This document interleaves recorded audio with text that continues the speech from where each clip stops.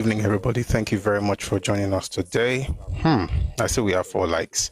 If you're on TikTok, thank you very much for being here. Please let's power tap.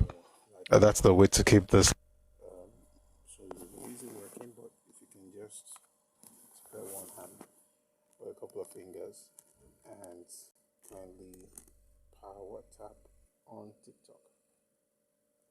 All right, let's do that while we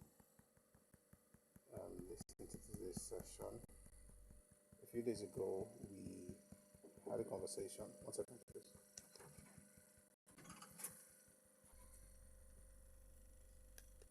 We had a conversation where we discussed a particular politician and the controversy surrounding, his Yoruba identity. And that conversation actually got us into discussing what it means to be Yoruba. And I thought it's important to share that again with us today. Before we get into all of this, please let's like the live, especially for those of us on TikTok. If you're on YouTube, please like and share, and also on Facebook. Let's quickly do that before we get into the depth of today's conversation. It's actually quite nice. It's about an hour-long recording. I'm sure you're going to like it. And the particular politician in question is actually Senator Abdul Buhari. He's a senator representing your North in the Senate of the National Assembly.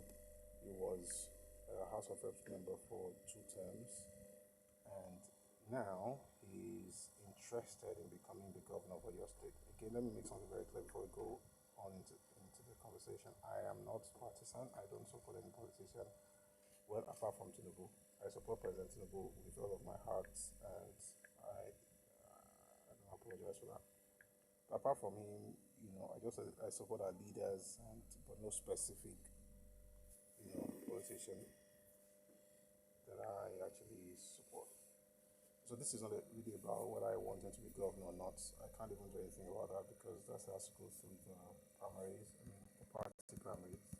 APC has to select who's going to represent them. But this is just to get into something a bit deeper, to understand exactly what it means to be Yoruba, especially with all the things that are going out about not just individuals, but also what businesses are doing in Yoruba land in trying to redefine identity.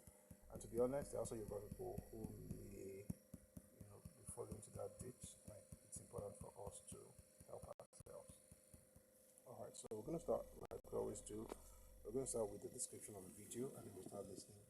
Again, it's a Thursday, so that means that we're not coming on camera, and that would also mean that we need as many people to back up as possible.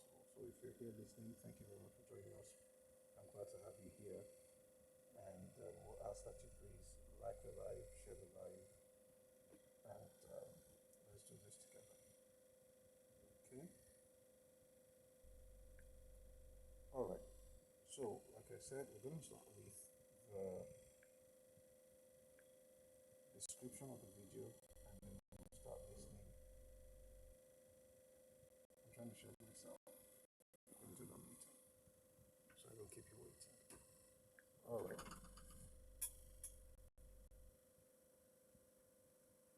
Is it cold? Hello, hello. Shango, bye. Network.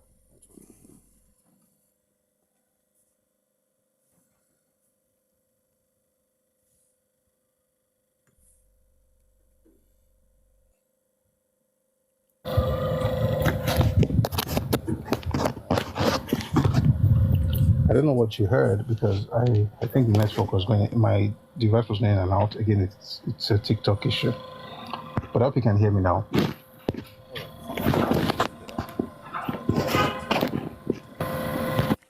All right. Thank you everyone for being here. And it's a delight to have everybody join us today. Lovely Thursday eve. That means, of course, is that we're going to be listening to a recording.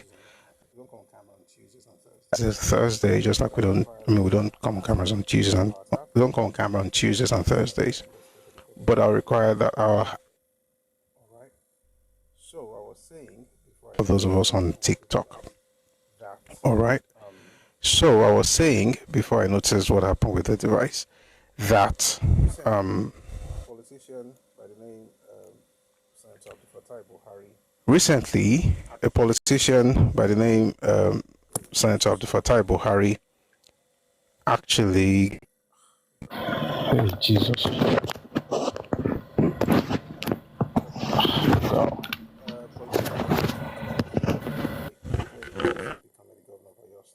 A politician by the name Senator Abdul Fattah Buhari indicated interest in becoming the governor of Oyo State, and that has, brought some controversies to the fore. People are questioning his identity and asking if he's Yoruba at all. Now, this is quite interesting because, of course, this man has been a senator for a bit now, representing Oyo North Senatorial District. He's been a member of the House of Representatives, and he was there for two terms. And suddenly people are talking about his identity. Now, I said earlier, I don't know if you got that before the app did what it did. What I said is that, number one, I'm not supporting any politician. Apart from President Tinubu, I don't have any specific politician that I'm supporting, but I like all our leaders to succeed. So this is not about whether I want a particular person to become governor or not. I don't even have that. I mean, it's a party decision, right? They're going to have their own party primary to determine who is going to be the gubernatorial candidate. So that's on the party. However, I think it's also an opportunity for us to ask questions about what it really means to be Yoruba. And we had a conversation a while back, so I'll be listening to the recording today, and I hope that we'll all learn from it. And if you have any questions, please feel free to write in the comment section. Also, when we're done with the recording, we will discuss some of the questions. So like we always do when we listen to recordings, we're going to read the description, then we'll get into the session itself. Please, wherever you are, kindly like the live and also share on your platforms. And if you're on TikTok, I really need us to power tap on TikTok. Thank you very much.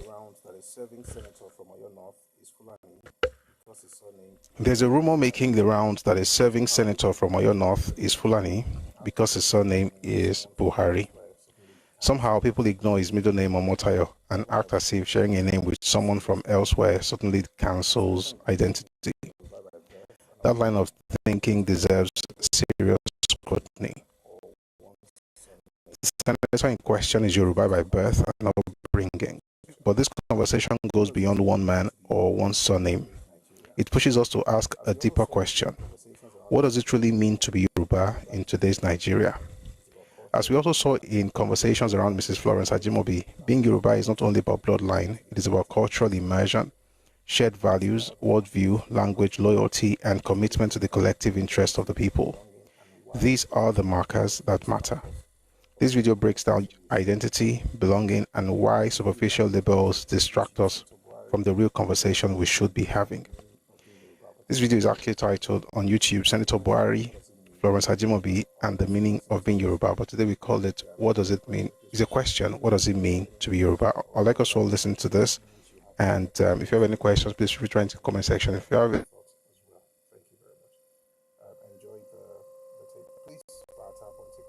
as well, thank you very much. Enjoy the tape. Please power tap on TikTok and like and share on other platforms. Thank you very much. Enjoy.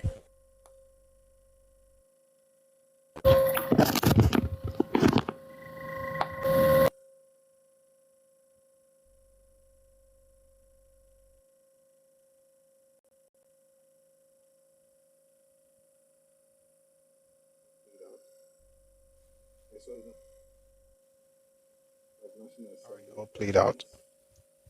I saw it at National Assembly. It was quite nice. How it all played out.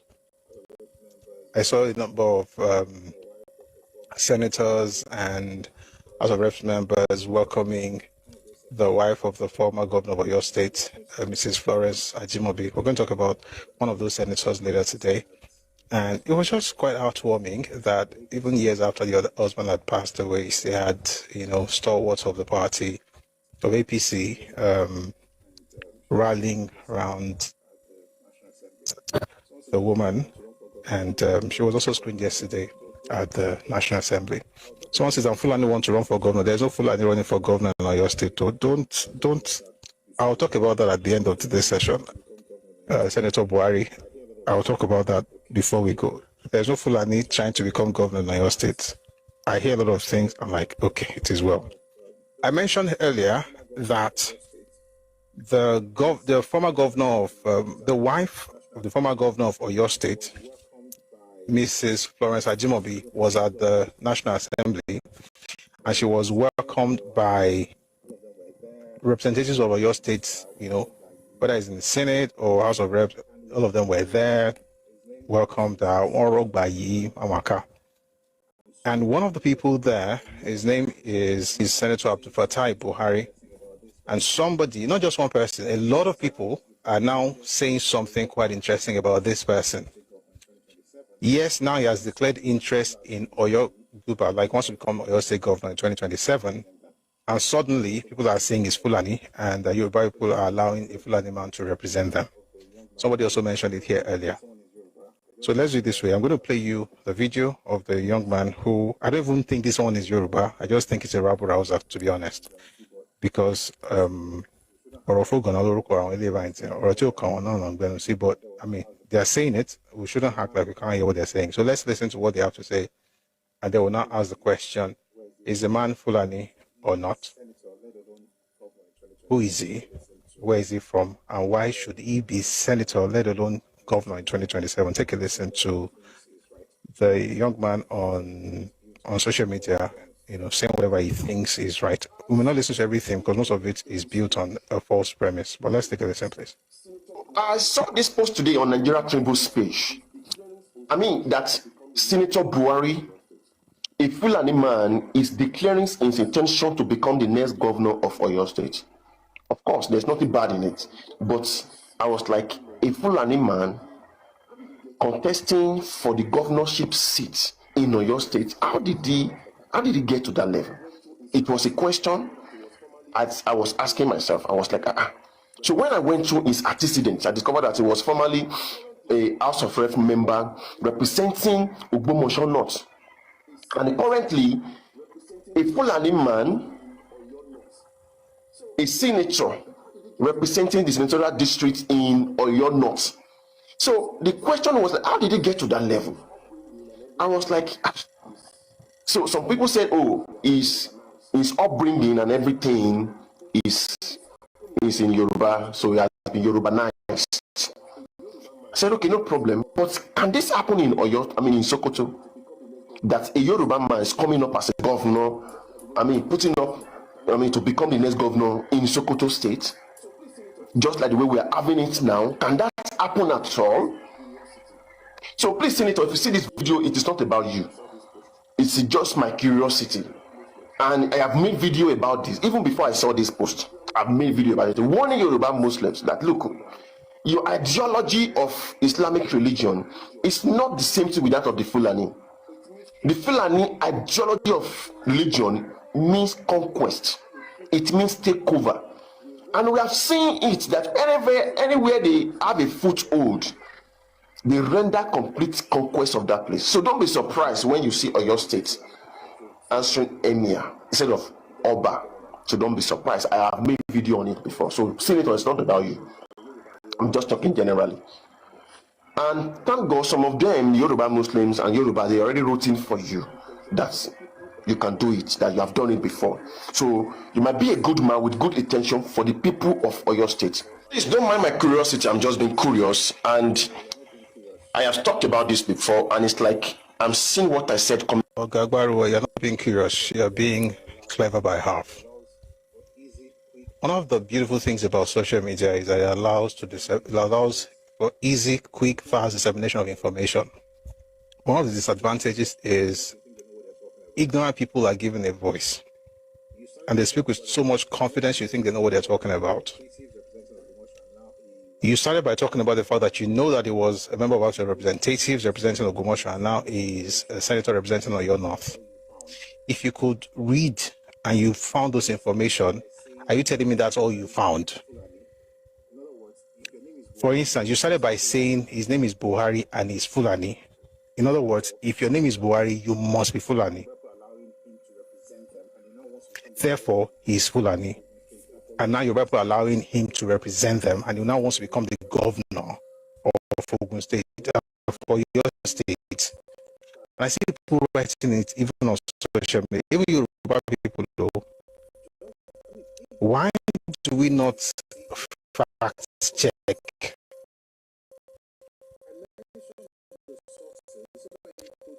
Just, I mean, even what I say here, I also ask, I mentioned the sources so that you could check.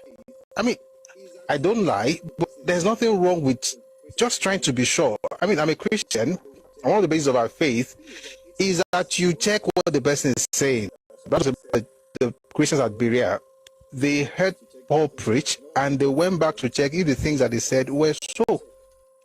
The thing is that it's one thing to check if the things that somebody said was correct, another thing to check if the things were wrong. In other words, you are looking for mistakes. That's a different thing. But at least fact check.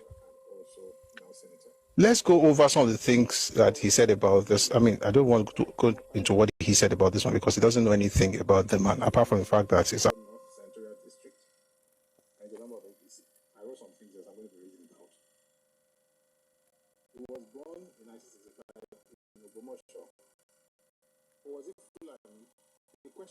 why do you think it's Fulani? Because his name is Buhari.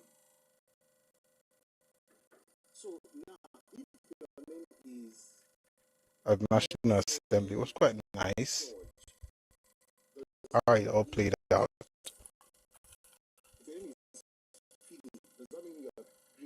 At National Assembly, it was quite nice how it all played out. I saw a number of senators and House of Reps members welcoming the wife of the former governor of your state, Mrs. Flores. And by the way, how is Buhari equal to Fulani when the word itself is Arabic? There's some notes I made here. Let me read something to you. We're going to talk about one of those senators later today. And it was just quite heartwarming that years after the husband had passed away, they had, stalwarts of the party. One of the disadvantages is you're being clever by half. One of the beautiful things about social media is that it allows for easy, quick, fast dissemination. Ignorant people are given a voice, and they speak with so much confidence you think they know what they're talking about. You started by talking about the fact that you know that he was a member of House of Representatives representing Ogumosho, and now he's a senator representing Oyo North. Are you telling me that's all you found? And he's Fulani. In other words, if your name is Buhari, you therefore he's Fulani.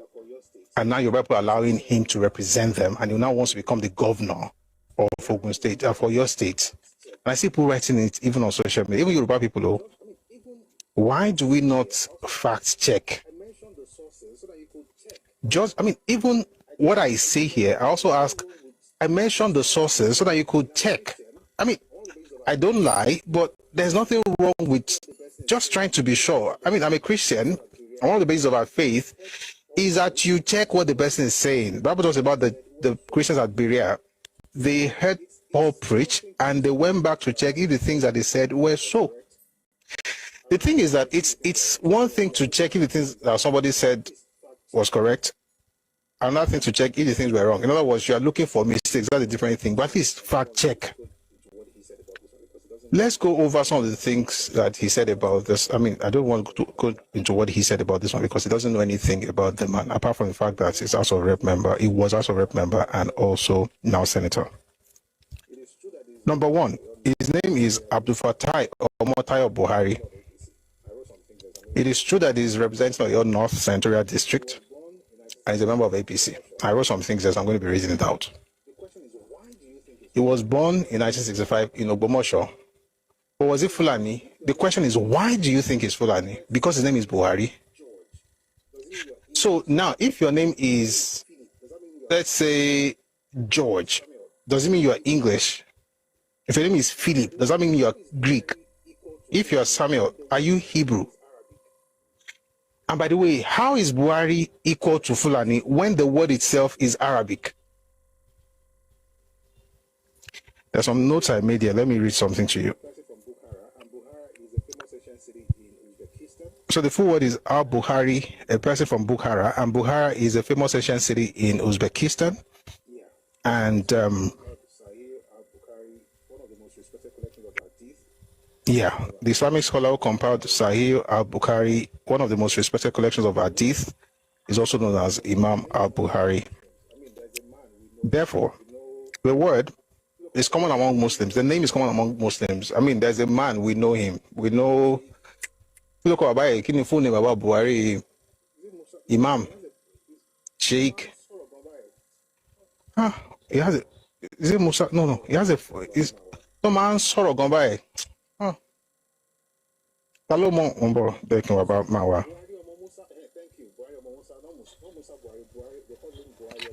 Musa Buhari Omo Musa. Thank you, Buhari Omo Musa. Not Musa Buhari. Buhari. They call him Buhari Omo Musa. Is Yoruba. That a person has the name of somebody who was your president does not mean that that person is from the same ethnicity as your president. So, for instance, if you hear me now that my name is Umaru, does that mean I'm from Katsina State? It's not the same person who call Umaru in Yoruba land. So once you hear Umar, it must be connected to Umar Yaradua because, I mean, definitely is from Katsina because he has Umar. The thing is, someone says, I think that, someone wrote in comment section, I think now seriously against, listen, Islam, we'll come back to that. There's this thing about Yoruba, Ronu, and everything, and I think it's very important that Yoruba people arise and think, but I think that people should actually use the advice of that statement before they begin to speak. All these extremist things like, we don't want something. First get knowledge before you just go out and start saying everybody is Fulani. Do I want Fulani to become governor of your state? Why would I want a Fulani man to become governor? That's even the question. Why would I want a Fulani man to be governor of your state?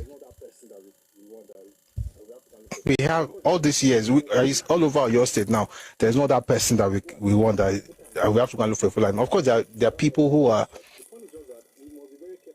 are capable, who can do the job. So that's not even the question. The point is just that we must be very careful before we run to the extreme.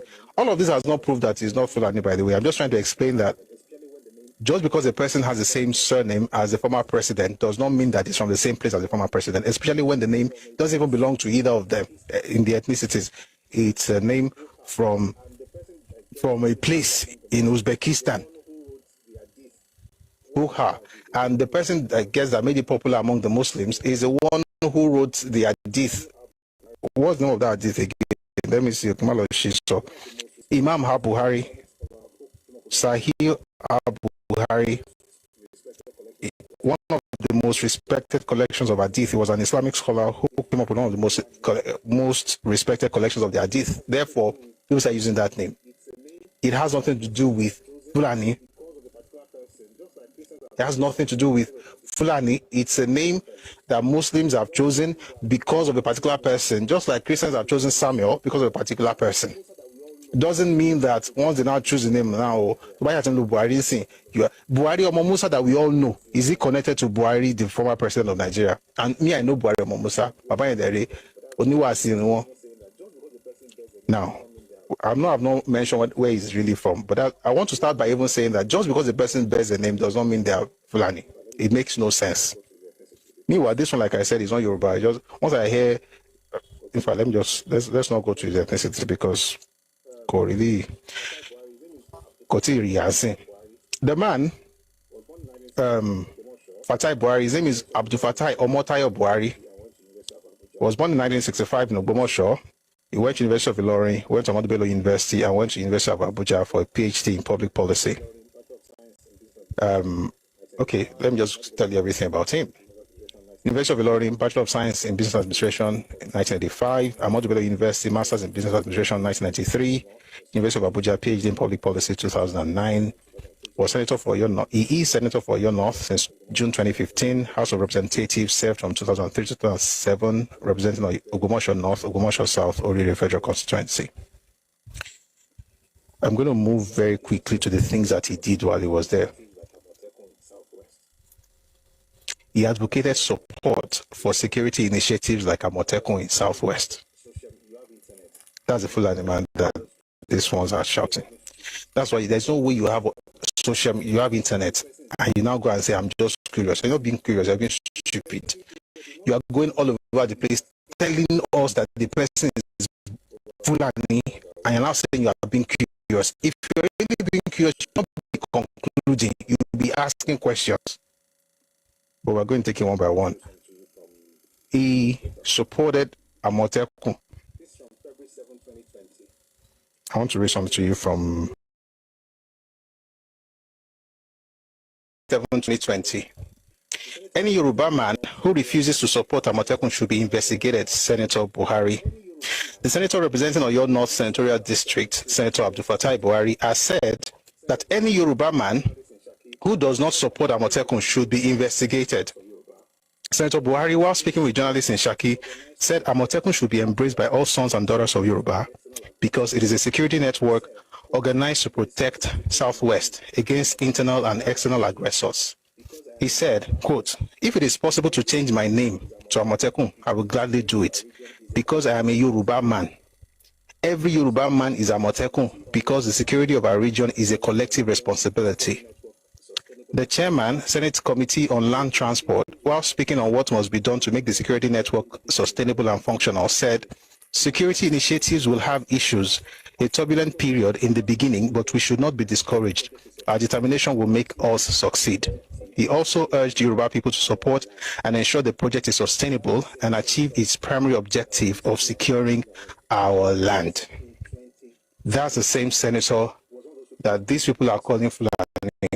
And that's what he said in 2020. He was one of those people who championed the establishment of Amotekun at the National Assembly. And beyond that, he also did stuff for his own people. He championed empowerment programs, constituency projects in Oyo North, and he was involved in different outreaches and engagement with local communities and traditional rulers in his district. There are many other things I would have loved to read, but I think the important thing, the one I really wanted to focus on was what he said about Amotekun when he was talking about the fact that any Yoruba man, any Yoruba person who refuses to support Amotekun should be investigated. That's what he said. And he mentioned that he was Yoruba man. Does this mean, he's not a Fulani? If you notice, I'm not even talking yet about Ibilotiwa, Ibilokolotiwa. It's just this thing where people are more moved by emotions than with reason. And I see somebody in the comment section, and you're right. Let me read to you what he said. I think his name is Sammy. He says, Uncle Busui, Yoruba people are just being very careful about the kind of people who will lead them. But we have to do it we have to make informed decision. We can't be rabble-rousers. Just you hear something, and one ignorant person will just make all of us hate one of us because that person is not comfortable with one of us. Or because that person has a particular agenda and requires us to go against one of us in order to be able to achieve their own aim. But we are very passionate because we don't want anybody who is not our own. But have we even studied to know exactly if what is being said is true? I mean, if it's true, that's another matter entirely. This man, Amotekun, is the one that is against Yoruba people that Yoruba people should be against. Think about it now, it makes sense.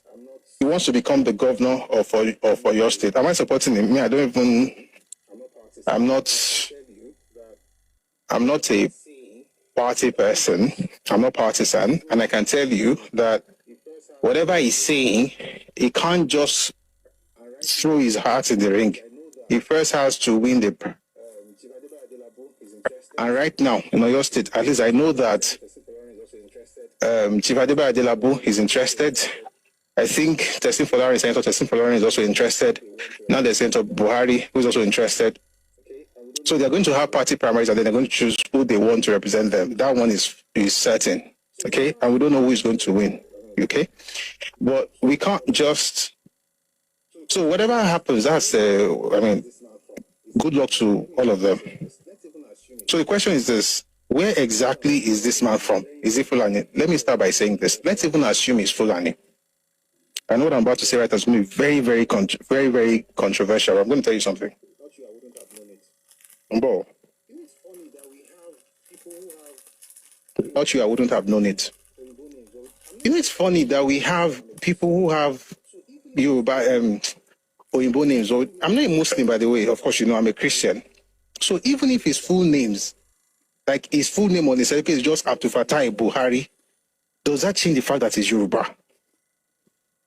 If you hear somebody is John Felix, if we didn't put Ajayi Abat Macaulay is Yoruba, most people don't know that his Yoruba name is Olayinka. Enrica was Yoruba. A lot of our first John, I read the one yesterday, James White. Many of our leaders had these names. Did we ever, say, oh, because Ojori called Yoruba Meji, he doesn't like Yoruba people? I'm not Muslim, but we have to be very, very careful. Abdul Fattah Buhari does not mean the person is from the north. Like, your name is Bello. Does that mean it's really a Yoruba name? There are many Bellos who are Yoruba people. We have to be very careful of people who are also trying to stoke fire embers of religious whatever among Yoruba people. If you want to talk, thank you, Erica. Samuel Johnson. I'm remembering the name, but I want to change me, before they changed to people like Sakpara Williams or Mojolag Baby, all of them had foreign names.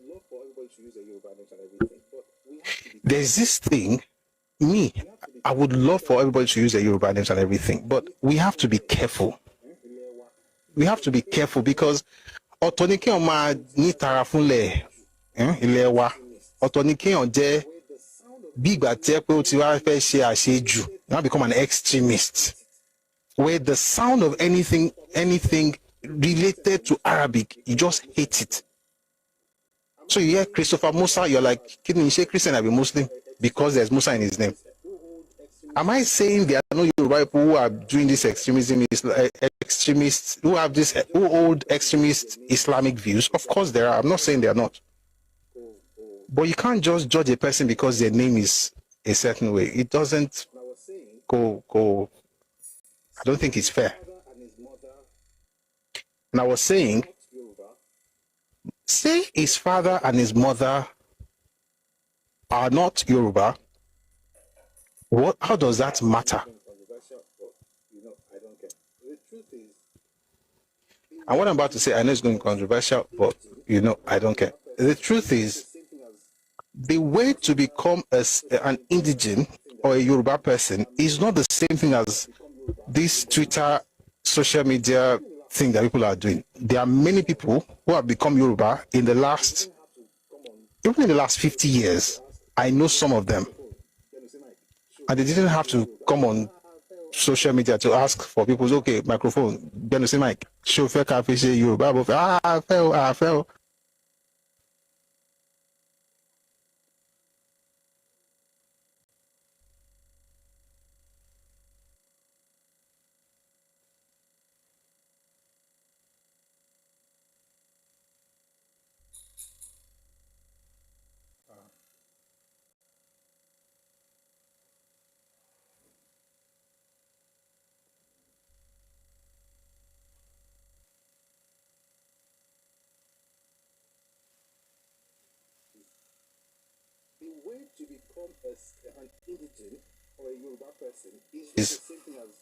The way to become an indigene or a Yoruba person is not the same thing as this Twitter, social media thing that people are doing. There are many people who have become Yoruba even in the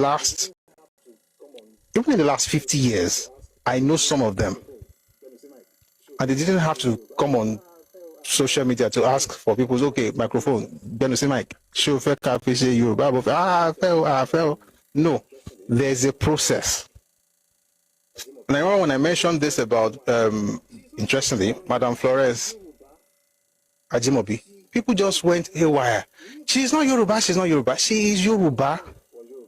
She is Yoruba. And guess what? Neither of her parents, none of them was Yoruba. The father was Lebanese, the mother was from Delta State, and she is Yoruba. Things are not so black and white like people. I mean, shall we say we went to school, Abi? Let's prove it. She's Yoruba. She was born in Delta State. The mother was a teenager. In fact, let me even tell you a little about her. She was born in Delta State. The mother was a teenager. The father was Lebanese. She didn't know her father until she grew up, and the mother brought her back to the southwest.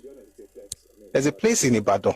I don't know if, I mean, like I said, I grew up in Ibadan. I always say it's, to be honest, it's a flex. I mean, Ibadan is Ibadan. There's a place called Lebanon Road. That's where the mother took her to the shop that her father owned. I have a book. I wish I could read some of those things to you, but if time permits, I don't want to stand up again. The book is inside our biography. The mother, told her to go there and ask for the particular person, and then she did. The man came out, that was her father. They hugged. They had, of course, began a relationship. Mother later got married late, someone else. She went to school in Ibadan. She went to Bodija International School. Even when the mother left Ibadan and moved and came to Lagos, she was with them, Esho. Justice Kayode Esho. That's where she grew up. She was raised as a Yoruba girl.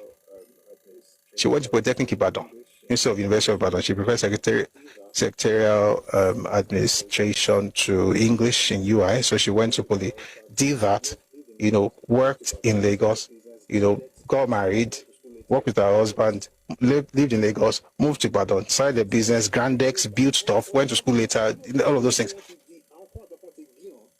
Ó tiẹ̀ fẹ́ Yorùbá ọ̀tọ̀ làwọn tó fẹ́ Yorùbá tó yẹ pé wọ́n ti di àwọn kan àtọkùn ti gíràn bí n tá à ń sọ the other day tó ń bú Yorùbá although he was married to a former governor in the same Yorùbá. That's our own issue, and I've said it's something that affects our own people because they have an aversion for assimilation. They think it makes them smaller, and that's because they are small.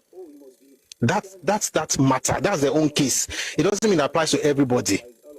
Oh, it must be mother, father, grandfather, grandmother on both sides, grandmother, grandfather on four sides. All of them have to be Yoruba. That's what makes them Yoruba. No.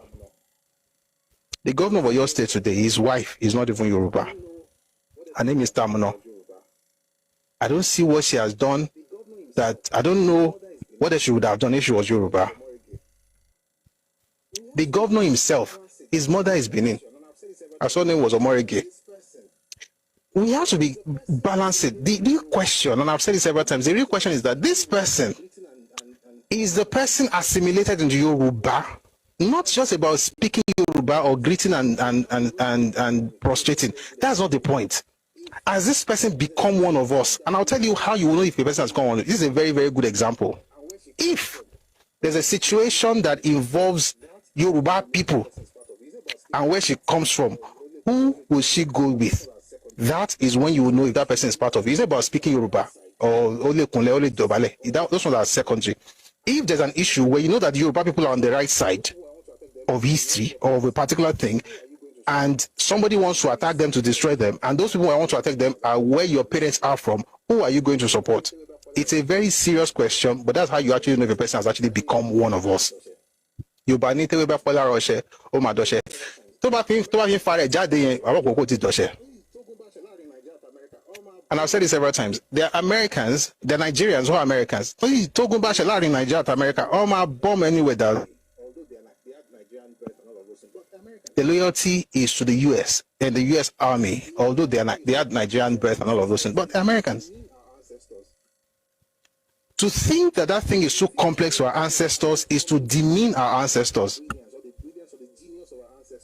And I think Nigeria has a way of actually dumbing down our brilliance or the genius of our ancestors. It's not all this thing of your father king because your mother is deaf. Listen, in Yoruba land, your father and your mother could be Yoruba and you still be called a bastard. Because as far as Yoruba people are concerned, legitimacy is beyond it's beyond blood or birth. I mean, it should confer it on you. Naturally, you are Yoruba by birth, but you could be called a non-Yoruba because of your actions. Your character is the primary thing as far as Yoruba people are concerned. So a person could have the father is Yoruba, the mother is Yoruba. Because the action does not look like Omoko or any Ojotomoko, doesn't really care for Yoruba people. Only Taboa fún àwọn ará ata. Kí bá bẹ́ àti yẹ kan jẹ́ ọba. Kí yẹ jẹ́ ọmọ ọba mi gan. In fact, kí yẹ tún jẹ́ ọba àlùbọ̀ mi. They will call him a bastard because it's not just about birth. It's about character. It's about taking on the values of Omoluabi. If a person takes on that value, you cannot stop them from being Yoruba. That thing has to go deep into the heart of these people that are doing, we must fight or we no go agree. And I get the passion, I get it. Especially when you see people like Betty Akeredolu, the things that she has said. I read something on Instagram that this woman is in her 70s. You're supposed to expect things like that from an elder, but I mean, it is what it is. That's not even the point. The point is, you cannot build your own value system over the action of the person or people from a particular place. You have to study your own history and now ask the question I just asked.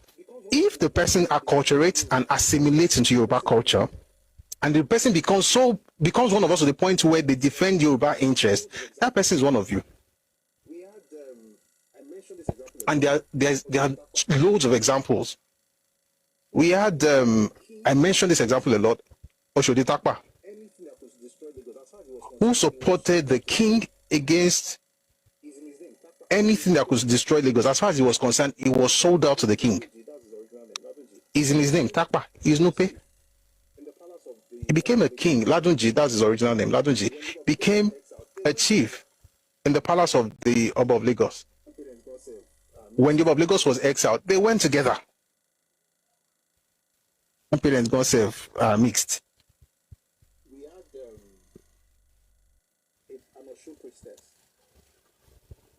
We had an Oshun priestess who was Austrian. Susan Wenger. She was Austrian. Not only did she become Yoruba and decided to become a devotee of one of our deities, she went all the way and became a priestess. And to be honest, that should not be difficult for you to understand because they're Yoruba pastors. Why can't there be European priestesses or priests? And we have them. There are Ifa priests who are not Yoruba. And like I said, I understand it, but we can't be doing banter and pedestrian conversations here. Let's talk about Yoruba people are very, very, very, very, very advanced. What will make us allow you an Oyinbo person? And it's not because of her skin color. It's not like her skin color gave her an advantage. She had to go through the tuition like every other person. She's Yoruba, or she was Yoruba, regardless of her skin color. So, to start with, the point is a person's parents may not even be born Yoruba, and that person can become Yoruba, but the Yoruba people have a set of criteria that person has to essentially fulfill in order for them to accept that person as Yoruba. Yes, Preacher's boy. Susan Wenger is also called Adenelorisha. And somebody just put on that example now. There's a guy called Ishola Tiago from Portugal. The mother used to work in the palace of the Alaafin of Oyo. Obala Mjadeyemi. Are you the one that will tell Ishola that he's not Yoruba? That Tiago is not Yoruba? Because he's white. His father is Portuguese. His mother is Portuguese. He's Yoruba. Again, see, when push comes to shove, and Yoruba people find themselves in a dilemma, would this person stand up as a true Yoruba born person or as a true Yoruba person? Or the person is saying, like what happened in 93?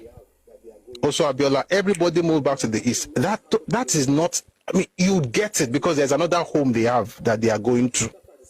When what happened in Lagos, and between Akitoye and Kosoko, and Oshodi Takpa decided to, why didn't he go back to Nupe? He could have gone back. Why did he go to Epe? Why didn't he go back to Nupe? Why did he follow his king to Epe? Why? Because he's now from here. Ọmọ bí nísìn, ó ti di ara wa, ó ti di ẹ mọ̀ pé ọmọ wà, ara wà, ara ó wà. Òun ti wá di pé ara wa ó yàtọ̀ sí ara. Ó ti kúrò ní ara gan ti wá di ara. Wá di ọmọ onílùú. Yoruba people are not primitive. Where they're always looking, where they'll be asking you for birth certificate, where they talk about your indigenship. They know who you are. They know who your parents are. There are Yoruba families that I know that have moved cities and states and towns and changed it. You know, Uncle Tunji Oyelano. Uncle Tunji Oyelano is Egba. But his father is Ijebu. And a lot of people don't know. He is Egba. But the dad is Ijebu. And he claims Egba. I know a man, you may not, he's a major spiritual person in Yoruba land. His father's, I think his grandfather is from Ife. He is from Ikwetu.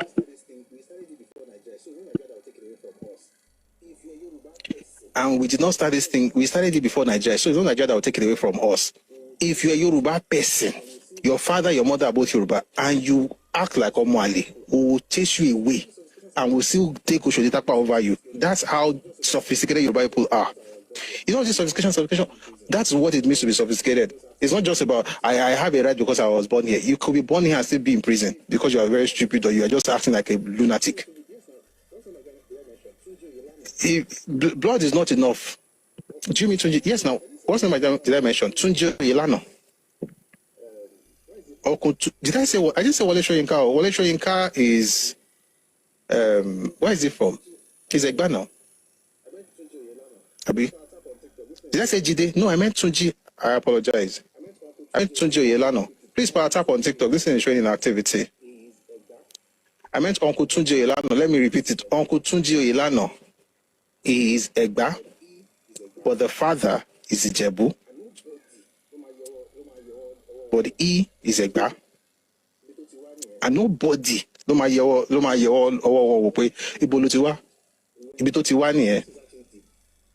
you know, in time, there was a time in Yoruba land when they ask you, this is actually deep. When they ask you, Baolo Shedele, who? I know you will know it, you will know it. When a person tells you that Eselofini Debi, Orilemi Fini Debi, what do you think they are saying? Sometimes, and for any Debi, just a call for any Debe, but barely Fesser in Debe. When say Shoyinka is from Ishara, no. Shoyinka is Ijebu and Egba. Right? You know, Ishara is Remo now. Shoyinka is not from Ishara. He calls this place Ijegba. The Autonomous Republic of Ijegba. I think his father is probably Ijebu or something, but the mother, I know the mother is Egba because it says one side is Ijebu. Wait, I have read that now. Where is SA from?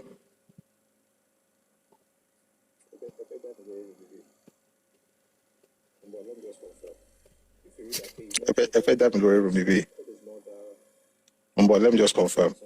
If you read that, he mentioned he called his father SA and he called his mother the something Christian.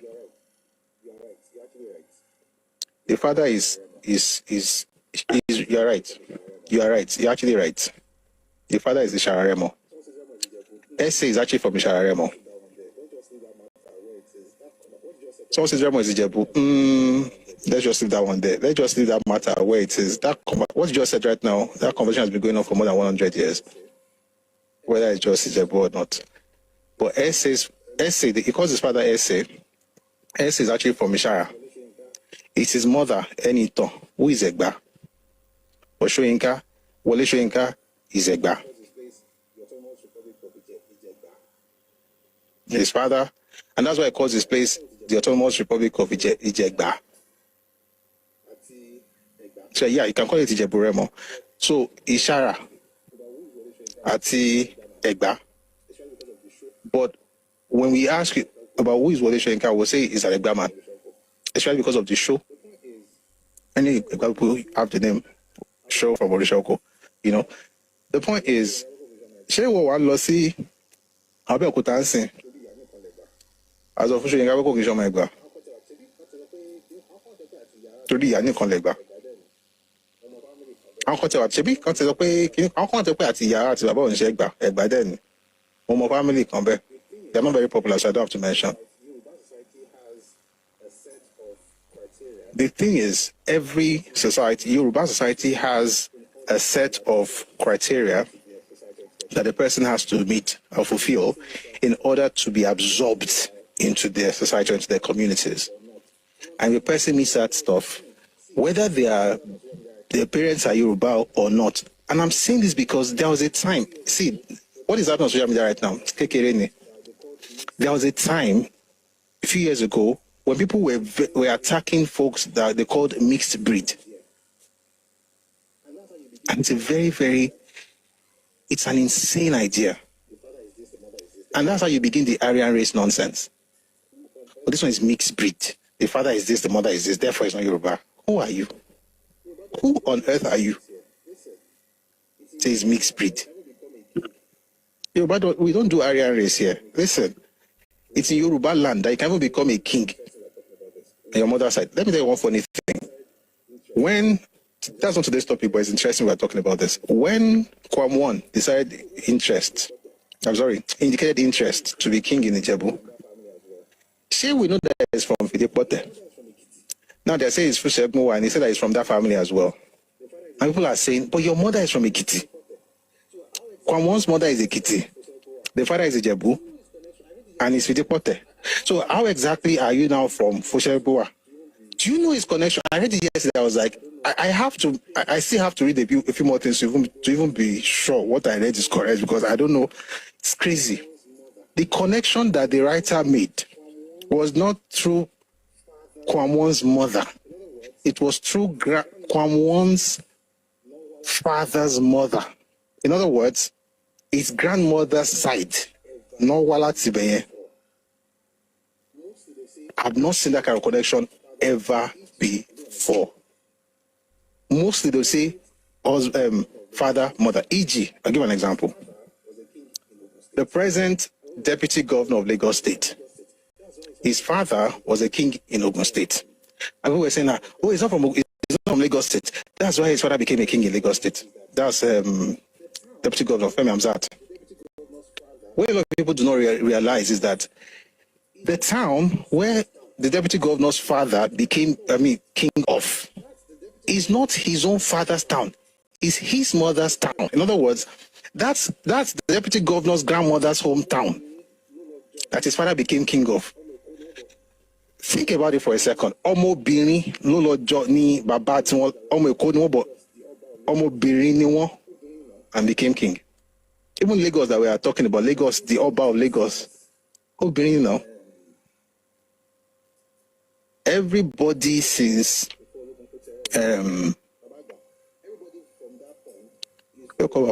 before Lukunkutere, Babagba, everybody from that point is from Eredukuti, the job of Lagos. If we leave it to this, they'll tell you that if a woman give Ife, not only have we had Oba Tojobirin, we also had a new line created because my own great-grandfather insisted that his daughter must be king of Ife. And the queen regnant. And the Ife decided to choose her son.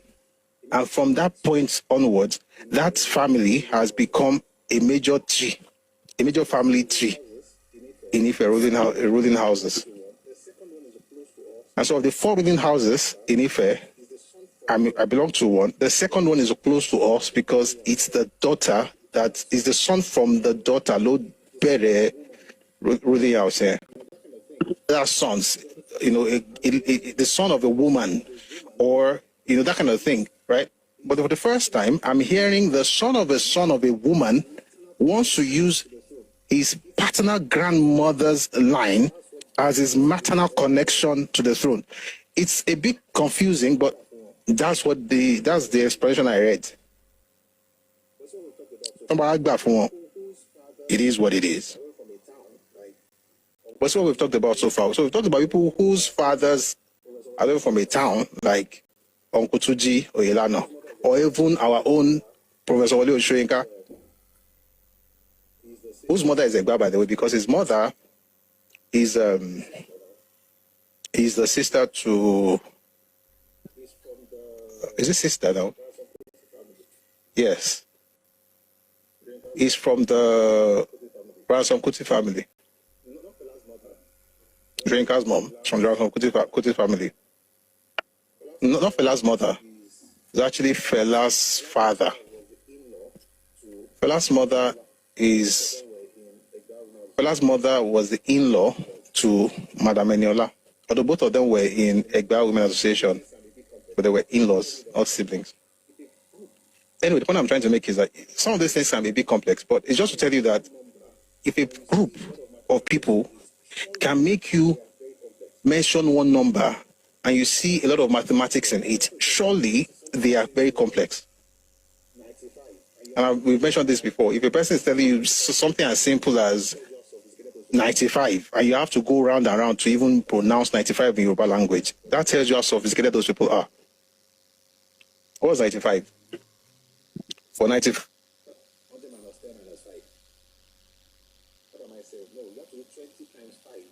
100 minus 10 minus 5. What am I saying? No, you have to do 20 times 5. You have to do 20 times 5 minus 10 minus 5. That's how you get 95 in Yoruba language. Simple. What you would expect. Can you hear me? Someone is saying audio. Can you hear me? Okay, I think you can hear me. You have to multiply and subtract to arrive at a simple number, 95. Ogorun, ogun marun, ogun marun yẹn. What's up with adorun? So you need to know your ogorun before you get your adorun. You now add ole marun, or let's say 94. Let's say at 94. Adorun ole merin. Or adorun or dimer if it's 96. The point I'm trying to make is that people who will be that complex with basic counting will not be so simplistic or pedestrian when it comes to societal structure.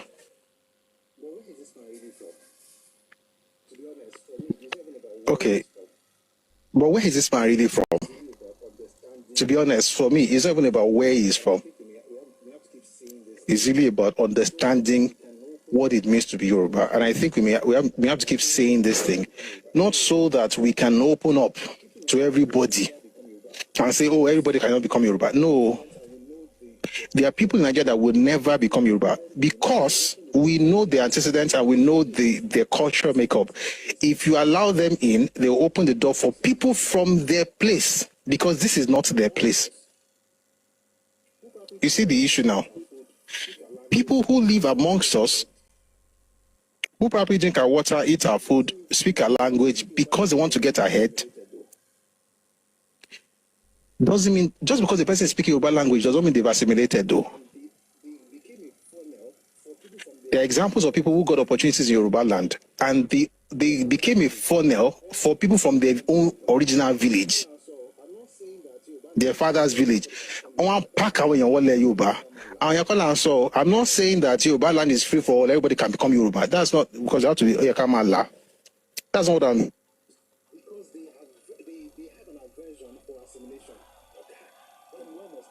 Because they have an aversion for assimilation. Why must I? They cannot even support Yoruba things. All common is from where they are, and there's nothing wrong if you are thinking about where your parents are from. That's fine, but you cannot in the sense that you should be thinking of how this place will progress, not how you're going to benefit people from your father's hometown. Anybody who thinks like that is not Yoruba and cannot be Yoruba. And I know, you know the people I'm talking about, they cannot be Yoruba. There are two groups of people in Nigeria. One group does not assimilate because they want to take over. The other group assimilates because they want to take over.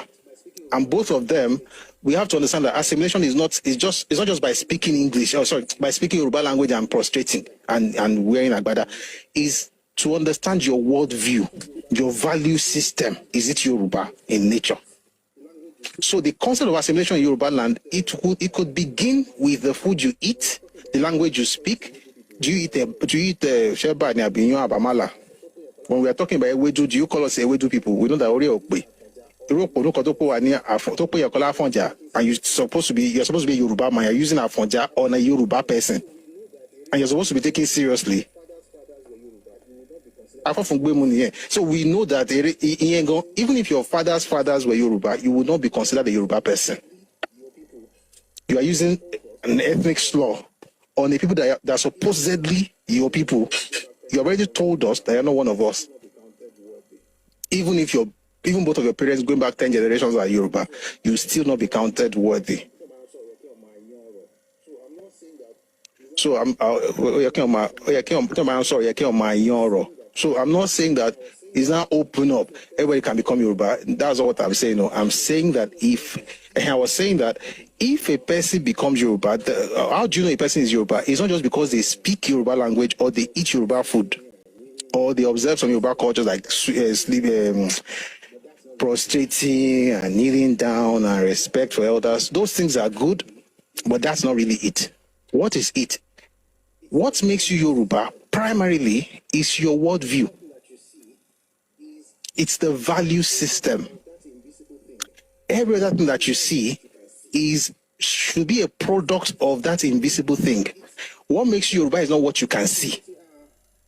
Is the ethos, is what make it's why when you act a certain way, they'll say, so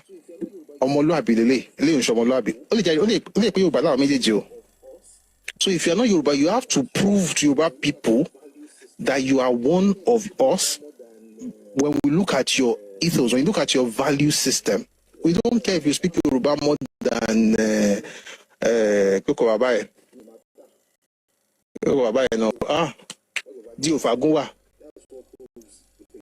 No matter. What's the worldview? What's your value system? That's what proves if you're a Yoruba person.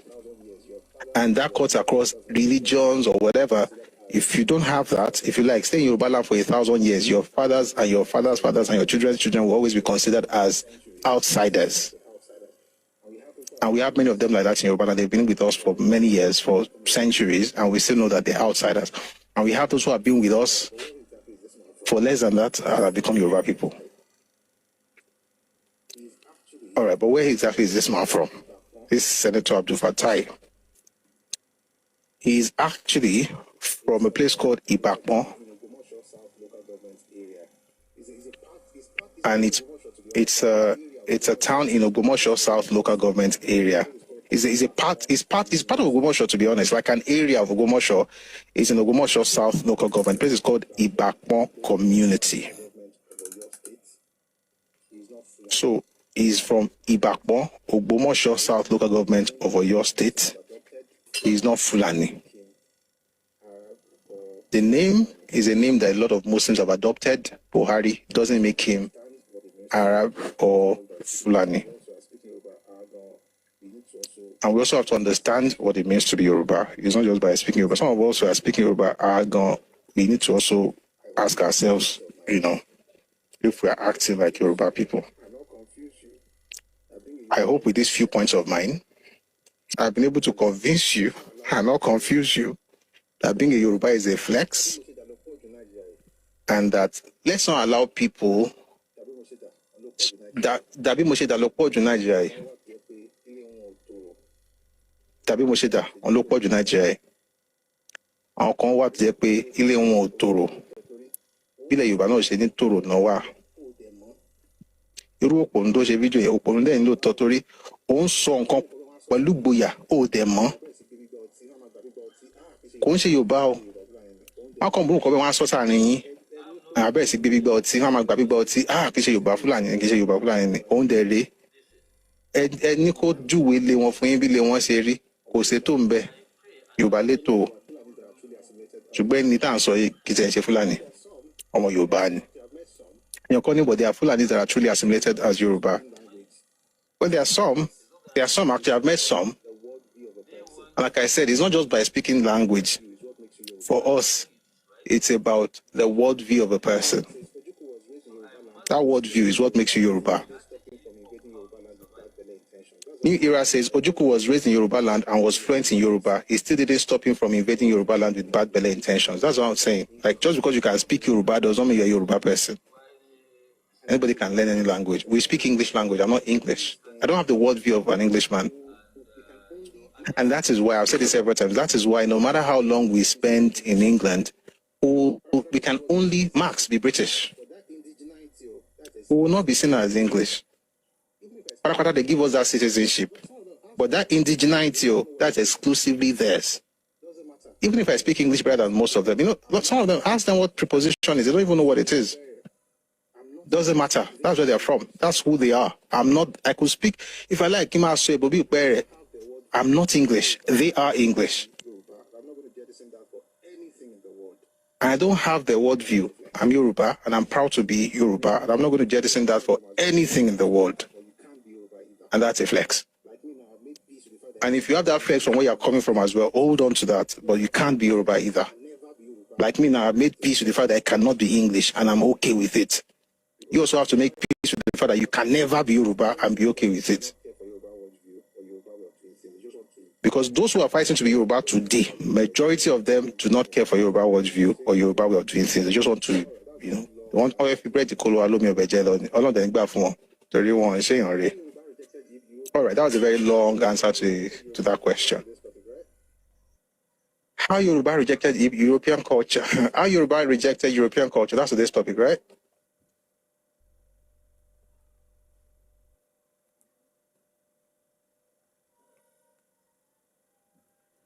All right, thank you very much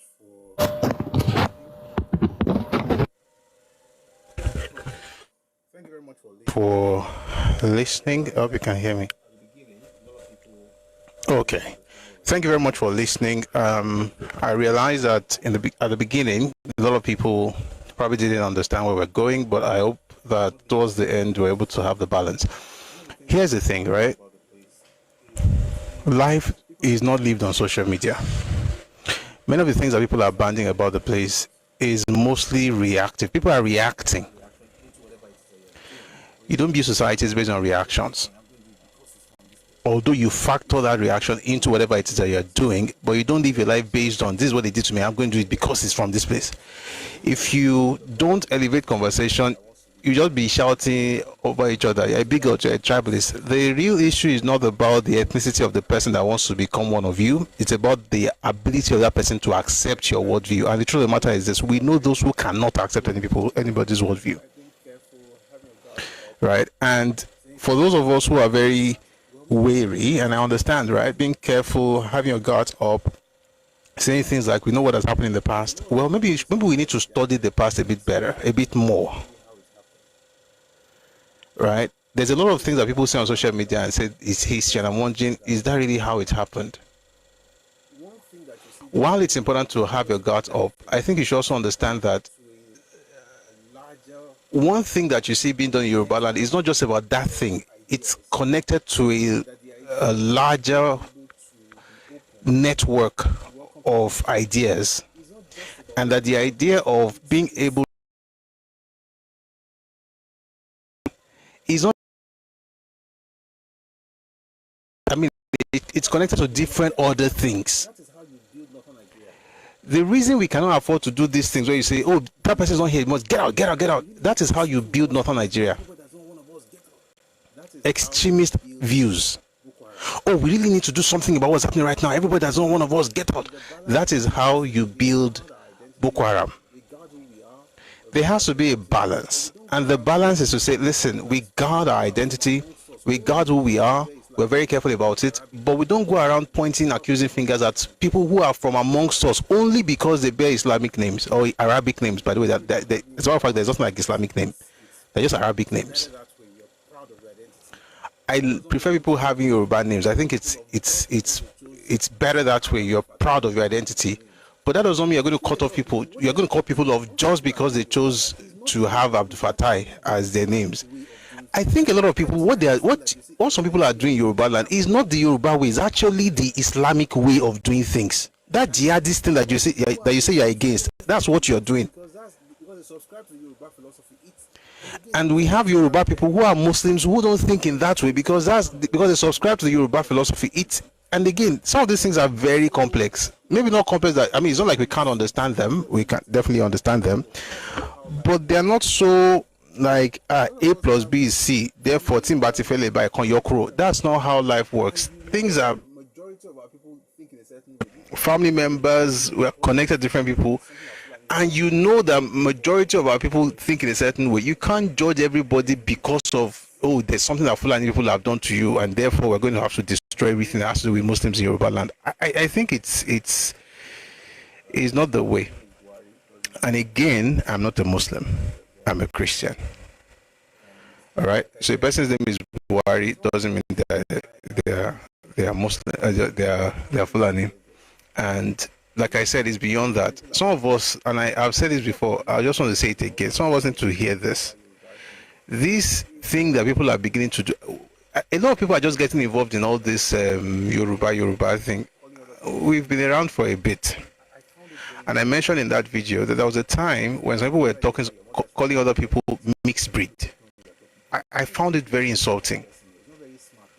Oh, your father is Yoruba, your mother is from this place, you're a mixed breed, you cannot be talking when you're talking. And the person who is talking is a very dumb person, though. He's not very smart, though.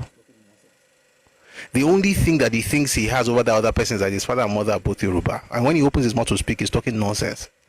And he's calling that person mixed breed, as though he's a German, like Aryan race, beginning of Nazi. We have to be careful with all these ideologies. There is a thin line between guarding what's yours, that's self-preservation, and going to the extreme where you do the worst things in the name of being conservative. We should be careful. On the other hand, we also can't open up to everybody and say anybody can just come in because we are so liberal. No, because you have, and again, this thing is not done. You don't become a citizen of a place based on, it's not, you don't do group naturalization. It's based on individual. And the truth is, there are individuals from certain parts of Nigeria, you already know how they behave based on their culture. And the way to disqualify them is not to be shouting about their ethnicity, is to use the yardstick that applies to everybody, and you know they're going to fail the exam. Because they will.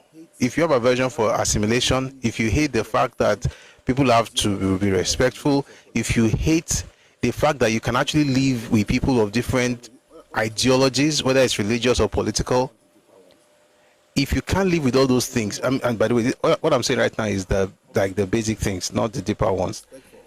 And most people, a number of people in Nigeria from some ethnic groups have a problem with those basic things. Respect for others, right?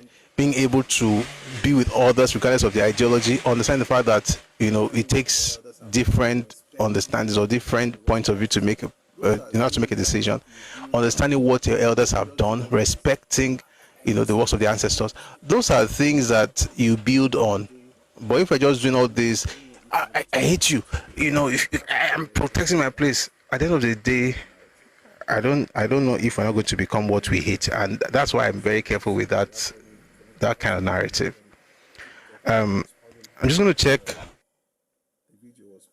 comments. I'm just going to check if you have anything on YouTube or reader, and then we'll call it today. If you have any questions or want to contribute, I'm just going to check if we have anything on YouTube that will read that, and then we'll call it today. If you have any questions or want to contribute, please feel free to send your request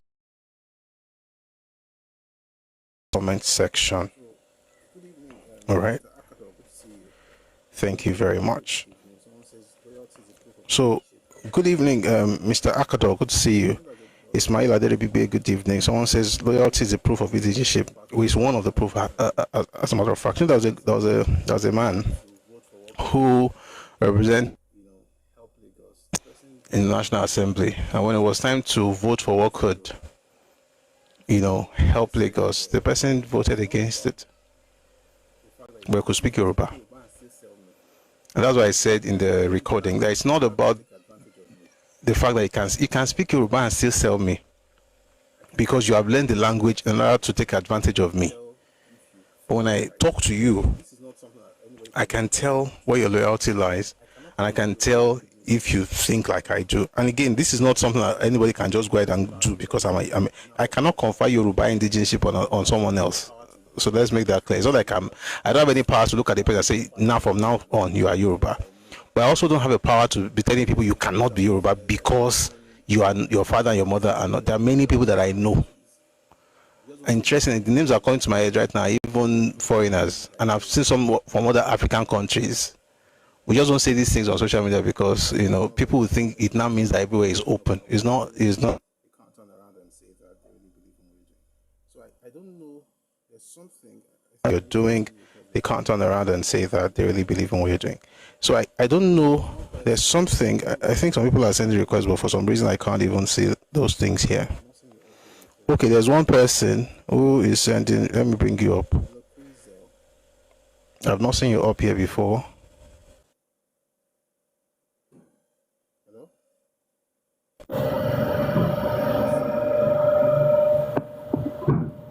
Hello? Thank you very much. Okay, the person just fapping around. Oh, thank you very much for. I hope. By the way, I hope. Baba, Mr. Remy guy. I hope towards the end I was able to. I hope I made myself clear, because in the beginning I thought it was a bit. It could sound a bit kinky. Are you saying that anybody can be Yoruba? But I hope towards the end it became a bit clearer.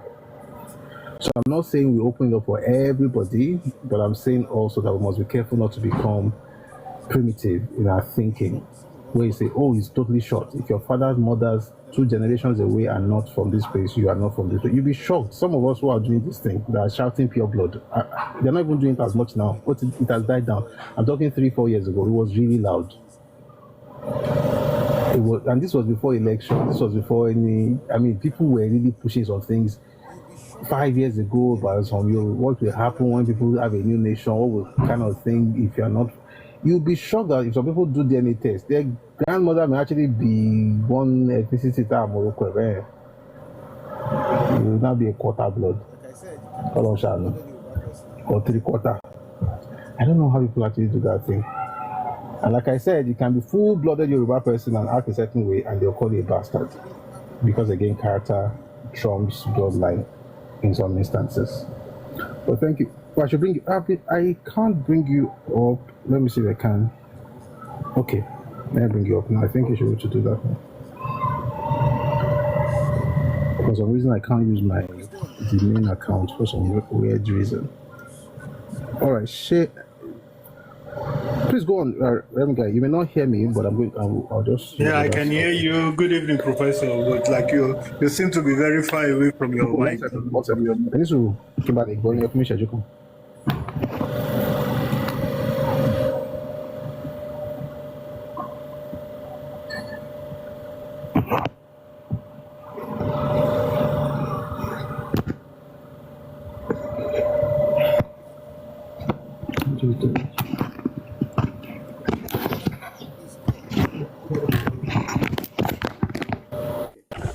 All right, hopefully it works now. Please go on. I hope I hear you. Yeah, a bit louder now. Okay. You are a bit louder. Yeah, so Professor, thank you so much for all your work, and thank you so much. Your work is really, really very much appreciated. The intellectual angle you bring to matters, angle you bring to matters is really, really, really very, very good, and it helps lots of us to understand one or two things from where you're coming from. Thank you, sir. But for me, in the context of Nigeria, when we take Nigeria as a whole, the context, I'm talking of the context of Nigeria, I don't totally agree with you like everybody can be Yoruba. Why? You find it people from Zimbabwe that come to live in Lagos or in Yoruba land, or people from every other part of the world, they tend to appreciate the Yoruba culture and Yorubas more when they live among us than all these other ethnic groups that we are together in Nigeria. So that's why, it's which ethnic group? So which ethnic groups are you mentioning? Which ethnic group are you mentioning? Because the two. So that's what Mr. Remy. So ìlú 13 you'll be 200 ethnic groups. 10 Igbo and Fulani acting a certain way, and you now say, see all the ethnic groups in Nigeria, this is the way they look at us. You know, now you have now changed it to be that's the experience of every group, rather than the ones to their issue go. Sir. You think we are emotional people. Being human, yes. We are emotional beings. You understand what I'm saying? Yes. So, for me, I'm talking for me, you know, like I just mentioned these two major ethnic groups. Like the average Bini person like looks down on Yoruba, like Hello? Their qualms, their problem with Yorubas as well, you know? And like you have people from the middle belt as well. You have from the middle belt as well. Like I guess for me personally, and that's the way I feel, and that's the way I see, because I've been long on the social media, and like I see and I read what people write. You know, we Yorubas don't have allies in Nigeria, and the moment we realize that, the better for us. So, meaning for me, being Yoruba is more than you being able to appreciate my culture, taking part of my culture, assimilating yourself. For me, it's more blood, you know. And of course, every family has its own mad people, like you said. So we do have people like you said, like you rightfully said, they'll just say, hey, I'm Yoruba from 400 generation and everything, but still they've not done anything to the advancement of the Yoruba people and Yoruba nation. Yes, there are people like that, but then I don't want to complicate matters. So let me ask you a question. Other people in as well that. Yes, sir. So yes, number one, I think yeah, that's not my point. I did not say we should bring other people in. I did not say we should make other people Yoruba. I'm saying number one, the man in question is not Fulani. He is Yoruba, regardless of the fact that his surname is Arabic, Uzbekistan, so it's Buhari, doesn't make him. And I see a lot of people who are saying because his name is Islamic sounding or Arabic sounding and is like that, therefore he's not qualified to lead them. And I'm like, who are you to say that? That's the first part. The second part is that there are people amongst us in Yoruba land whose great-grandparents were not Yoruba people, and they are amongst us today. There are also people amongst us today. I know, if I mentioned it earlier, a family that have not spent up to 40 years in Yoruba land, they are Yoruba today. Now, the reason I've said that is not to say everybody come and become Yoruba. The reason I say that is to say that even with the structure of Nigeria that makes things complicated, Yoruba we still have our own way of doing things. And it's not something that the person who is trying to become Yoruba decides, it's what the community decides. Now, I want to ask you just one question. I know you know about Lagos politics, right? Shengomi. So GRV, is it the kind of politician that you would want to represent the interests of Yoruba people? Let's assume, whatever he says about his ethnicity is a father's father. The jury is out on that one, but let's even assume that is what he said he is. Is this someone you like to represent our interests as Yoruba people? Of course not. And even this GRV is a very, very example you made, because even if you follow his lineage to like when the ship brought his slave father back or great grandparents back to Africa continent or to the Nigerian shores as well, like their origin is like they are from JRV was never, none of his parents, either of his parents or none of his lineage is Yoruba, so from the word go. And that's a classical example of why we should not even contemplate saying like, oh, because they can now appreciate us, or they can speak our language. But that's not what. But I didn't make So here's the issue. Here's the issue. I did not make that argument. The argument I literally said just because you can speak. I'm just making a general sense. Okay. Me that I'm talking. Okay. To you now, like my surname is Azan, and I hate that name so much. I would not lie to you. Swear an affidavit now. Go and change the name now. No, in this part of the world, Alaji and then Daddy, Professor. In this part of the world I live in, like you cannot do that. You can only change your surname like through marriage. Go and take your, But even if I want to like drop the name, I still have to put it in the middle. He has to be there because of the family tree, you know. They have to be able to trace. So it's complicated in this. But if I were living in Nigeria, I would have done it long time ago. You see, people are generally like, you know, you have to appreciate the fear of people. Look at things happening all around the world. It's everything. Like, look at Australia now. Who are the people that are behind it? You see, you are just saying like you don't put everything. You people, like I said, we're emotional beings, and like you see and you hear this thing all over the world, and like it's always the same. Mr. Remy, okay. So something just happened now. There's a shift now. We just moved from Nigeria to Islam. Yeah. So we just from. So let me. Our society is like really. You see, that's why they carry this religion so much on the head. Like you cannot separate one from the other because the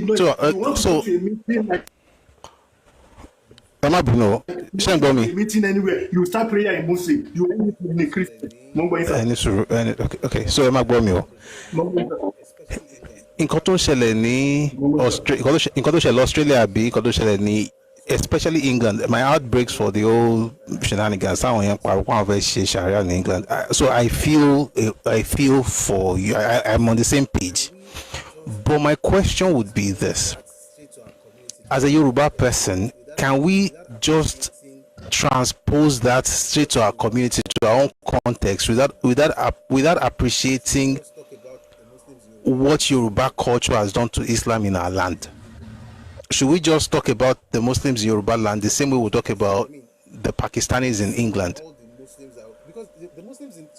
That's my question. Or are we saying that all the Muslims are, because the Muslims in most of the Muslims in Australia are immigrants. The Muslims in Yoruba land are indigenous. They didn't come from somewhere else. Professor Lasson, and you can't most of us long. You see, all this you are arguing this on the kind of intellectual level. The intellectual level you are using to buttress your points and like to explain here. You see, because I can't hear you.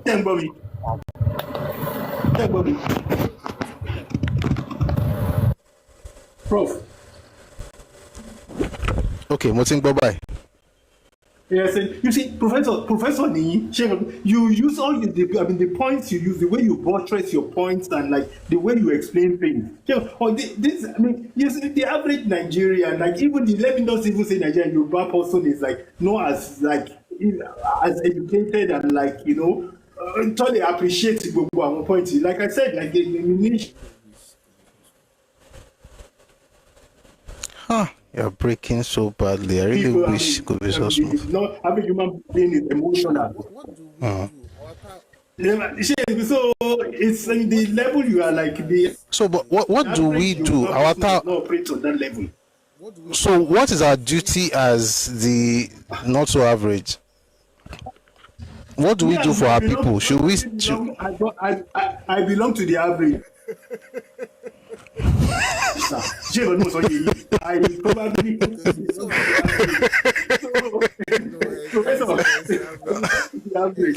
okay, so as okay, no, it's average. It's average. So kill. No, like I said, after I understand like one or two things about all these things. But he has to. I understand people's fear as well. The moment they see, I do. Even God says, "I'm from a Muslim home. I'm atheist, so I'm atheist. I don't believe in anything." But my grandparents were Muslim. But I'm telling you this thing, like you, the moment you have to move, you shiver a bit, and that's just the way. Wow. Like it's a thing. Now, so Professor, thank you, sir. So, thank you so much, and like research everything. Thank you, sir. I don't put the account detail. Oh, okay, I will. I'll my poster. Thank you. My poster. Thank you, sir. Sure. Just continue, explaining these things to us, like we can, at least if we don't agree with 100%, like we can pick one or two that we can agree with. It's okay. It's okay. And I thank you. Thank you very much. And to be honest, right, it's okay even if we don't agree on everything, to be honest.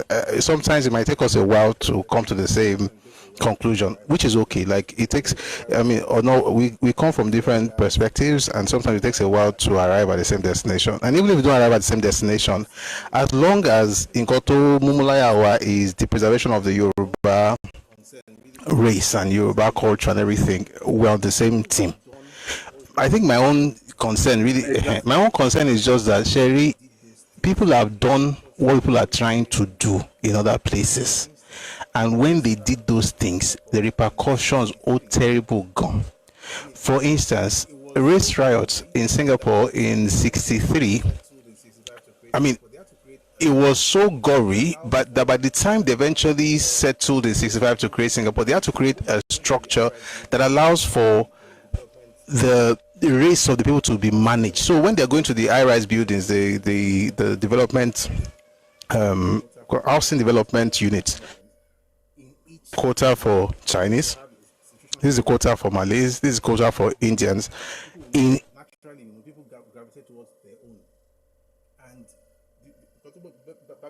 Naturally, people gravitate towards their own. And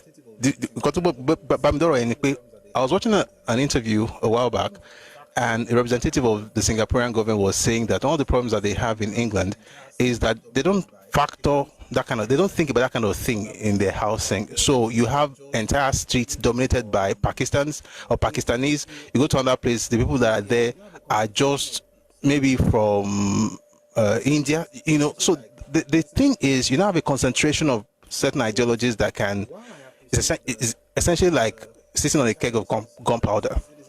But while I appreciate the challenges that citizens of, and I talk a lot about England because it's a shame what's happening to England, right? You have this thing that started in the 1960s about multiculturalism that allowed different people from different ethnicities to move into England, and they were not even required to necessarily assimilate into the English culture or into the British culture or to have British values.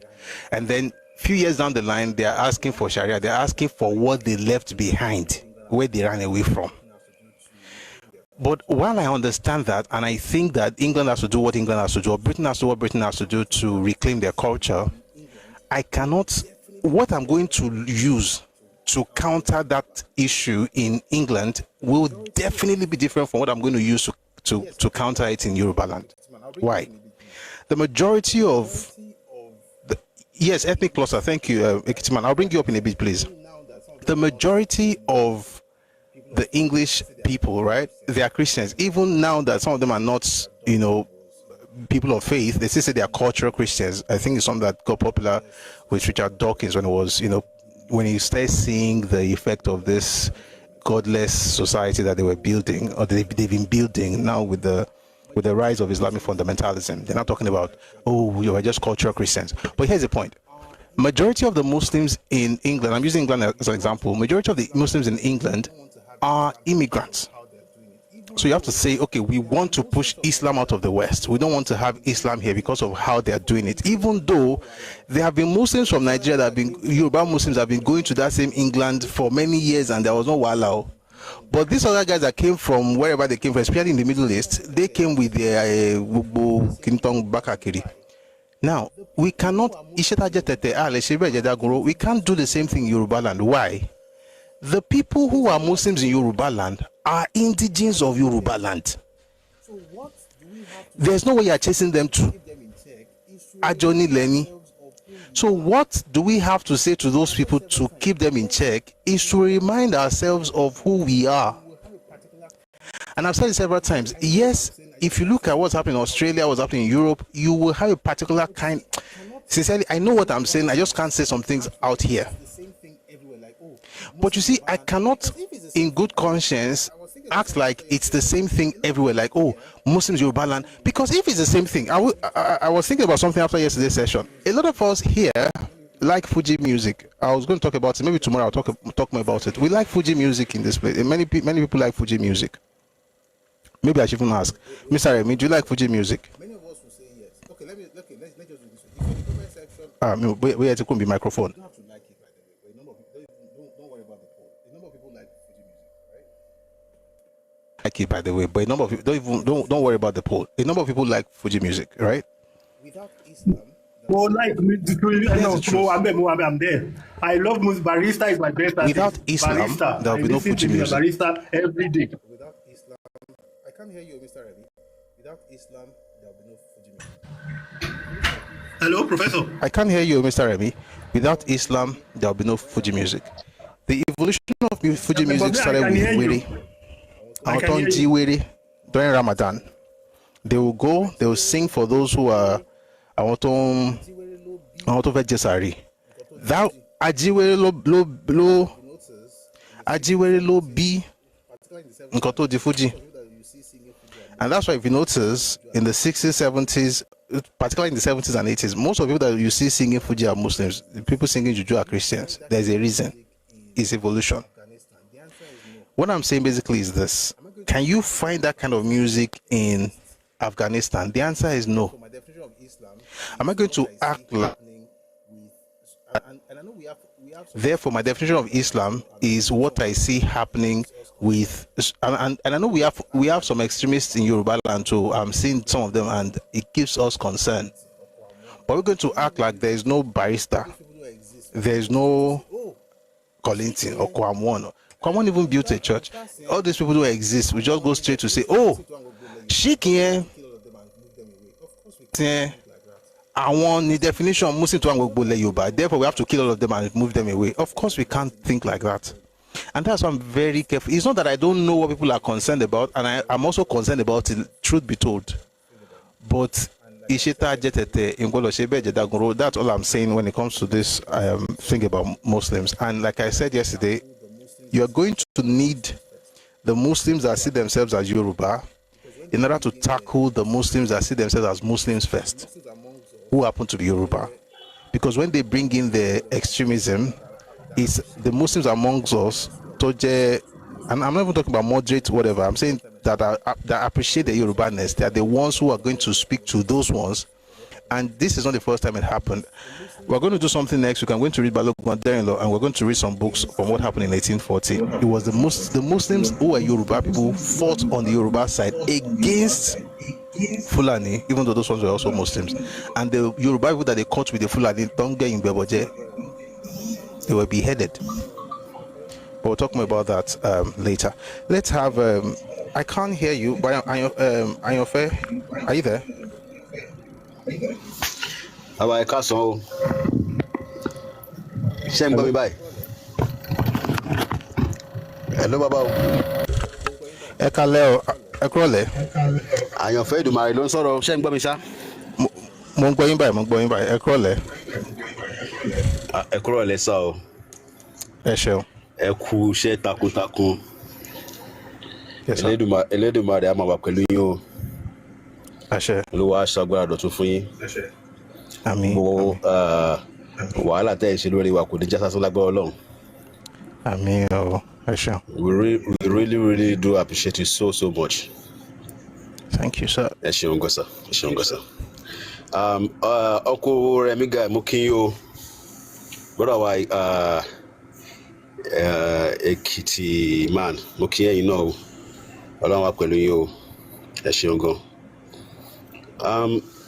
Contribution tí mo fẹ́ give ni pé nǹkan tí mo ṣàkíyèsí ni pé there is this kind of a push tó jẹ́ pé bígbà tó jẹ́ pé it kind of pé if you cannot destroy these people face to face, let us destroy them from inside, from within. Nǹkan tí mo ń ṣàkíyèsí nìyẹn. The strength of the Yoruba people has always been in our unity. in our and yes, we are heterogeneous in nature, as in religiously and even linguistically also. But we have maintained this unity since the days of our fathers. And people have tried to even penetrate us and they have not been able to do that. Same go, Mr. Professor. Mungboyin. Hello, Prof. Okay, sir. So, okay, thank you very much, sir. So, but in Konkonwa, bóyá ti lọ ṣe research yẹn ni bóyá nǹkan kan ni I don't know. Tó jẹ́ pé ó wà very easy láti da ilẹ̀ Yorùbá rú pátápátá, and that is ọ̀rọ̀ ẹ̀sìn. And we have a lot of our brothers to one push for Kenny. Probably many of them or more, they don't even know where the gaslighting comes from. There's a possibility that Kenya got gaslighting, Kenya gaslighting mewa, Kenya gaslighting 100, the other person got gaslighting 1,000, and each person will not even know who is pushing them. The very thing got easy for that is destroy your balance. Because we cannot even afford it. Ali afford it. Ali afford it. Ibu was very Muslim. They can afford it. Very Christian. They can afford it. Only Yoruba. Yema too much total destruction. And by all means, we must avoid it at all costs. Nowadays, if in fact, at what you're talking about, man, be a kind of nightmare because everywhere you go, just see it. Almost everywhere, except for few platforms like Professor Busui, probably Mama Batala.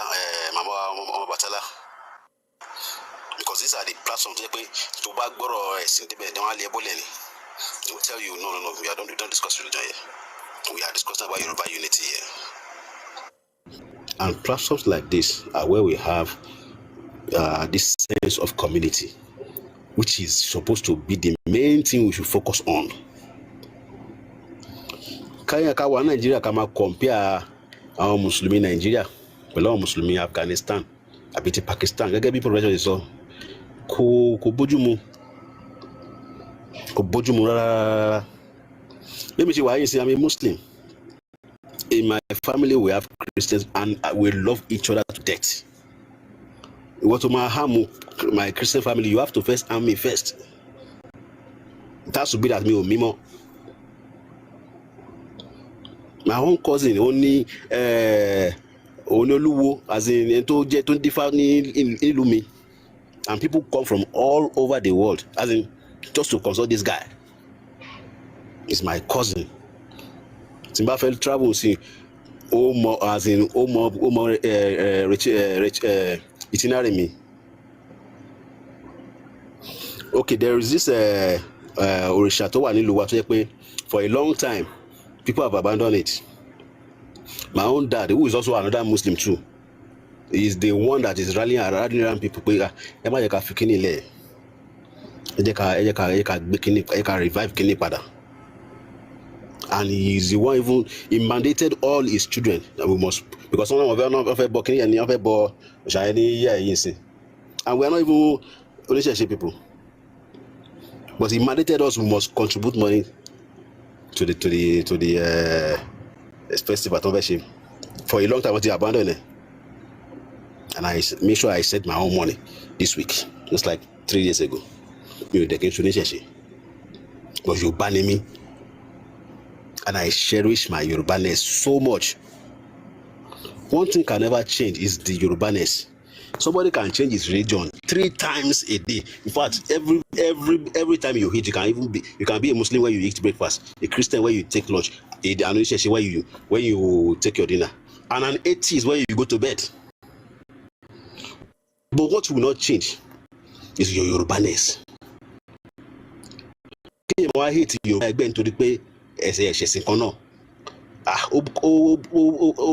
nǹkan tí ò bójúmu ni o, nǹkan tí ò bójúmu rárá ni. Some one of our brother lánàá ó ń sọ pé òun fún àwọn Muslim family òun ní 3-month ultimatum kọ́kọ́ vatican ní oníṣẹ̀ṣe kọ́kọ́ vatican ní Muslim kan dún oníṣẹ̀ṣe or else what? Ọgbọ́n nǹkan báyìí tó lè dalẹ̀ Yorùbá rú ni, because mo ti jókòó mo ti ro níyì pé bí èmi ṣe ń wo mi ò mọ̀, but mo ṣe ń wúrà pé gbàtẹ́ pé àṣàṣì pé àwọn people tá a bá lè, if you cannot face them on the battlefield, let us destroy them from inside. This is kind of kí ẹ máa rotting nǹkan láti inú, kí ẹ máa rotting nǹkan láti inú. You can feel lè bá wọn bíbí ìjà, but jẹ́ ká dàrin wọn rú, ká kọ́ ojú ra wọn síra wọn, bí tó bá para wọn dé, then we will not go in to clear the remaining ones.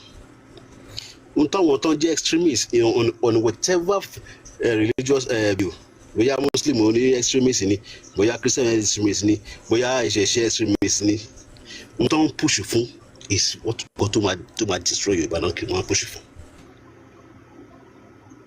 Muslim ni mí some months ago àwọn Benin Republic wọ́n ṣe Egungun festival wọn, mo wá rí lórí Facebook, mo rí display, I was so amazed by their display.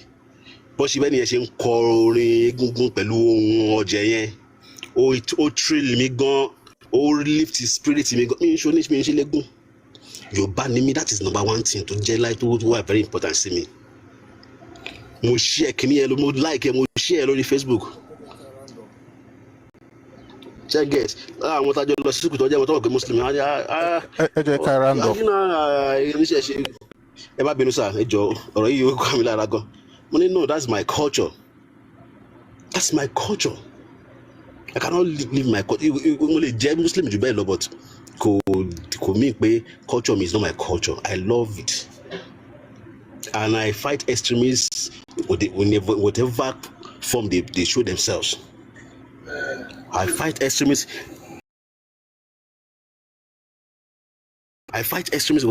with whatever head that they rare.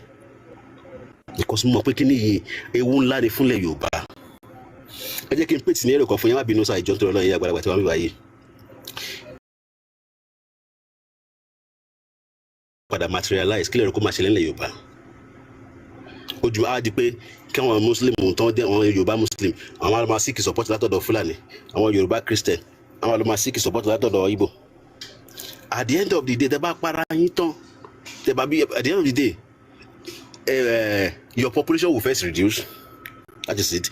Then àwọn Igbo tẹ́ pè wá àtàwọn àwọn Fúlàní tẹ́ pè wá, do you think they will just live like that? Máa pínlẹ̀ yẹn ni. Máa pín nǹkan tó bá ṣẹ́kù ni. Because we have risked our money, we have risked our lives for this place, and we no go fit go. And by that time, you don't even have strength again. You don't have unity again. The Bible says a house that is divided against itself cannot stand. Gbogbo ẹ̀yin tẹ́ bá ń push extremist ideology yìí, ẹjọ́ tó lọ ẹ lọ wá wẹ́ ẹ̀bọ̀lẹ̀ ẹjọ́ tó lọ. We can have religious diversity, kò matter. As ọmọ Yorùbá gan, kò sí ẹ̀sìn tọmọ Yorùbá ò lè ṣe. Ọmọ aládé ni wá. We are free born. Kò sí orúkọ tẹ́yìn olùkọ́ ò lè jẹ́ gan. Orúkọ tó bá wù yín ń jẹ́ lẹ́yìn òdì kankan táwọn kò kọ́ta gbẹ́lẹ́wọ̀ lọ́wọ́ àwọn àgbàdo yẹn. Kí ẹ máa wá sọ pé torí pé ẹni yìí kò jọ orúkọ tẹ́ expect kò jẹ́. Tẹ́lẹ̀ mọ̀ pé Yorùbá ni ká bá máa sọ pé ẹ̀kọ́ ṣe it's not Yorùbá enough. Ó kú díẹ̀ káàtó tó lọ. Ilẹ̀ Yorùbá yìí kò gbọdọ̀ bàjẹ́ o, kò gbọdọ̀ tọ́wọ́ wa bàjẹ́ o. Nǹkan tó wọn bàbá wa tó ń hand over fún wa is unity. I have Christians in my family. Àyànfẹ́ Jùmọ̀rẹ́. Gbàtà kiri tábà lọ ṣe Christmas ọdọ ọwọ́ kú wa. Tó bá tí ọba after the new year tó bá fẹ́ padà sílẹ̀, a máa ń sunkún ni. A máa sunkún ni, a máa sunkún ni. A máa gbà. Hello Àyànfẹ́ o. Mo gbọ́ yín sà. Ẹ karapọ̀ torí bóyá tètè lọ. Ẹ karapọ̀ bóyá tètè lọ. Yes sir, yes sir. Ẹ karapọ̀ bá like thank you for the time. Mo really appreciate you guys. Ọlọ́run wa pẹ̀lú yín o. Ọlọ́run wa pẹ̀lú yín o. Gbogbo ẹ̀yin brothers mi tẹ́ wà lórí program mo kí yín o. Ọlọ́run wa pẹ̀lú ẹ̀yin náà o. Iṣẹ́ yín ò ní iṣẹ́ mọ́ yín lọ́wọ́ o. Ọlọ́run gbé gbogbo alọ́wọ́ sókè ẹ ṣeun gan, ẹ ṣe gan. Àmín àmín ẹ ṣeun. That's a fantastic submission. I really appreciate it.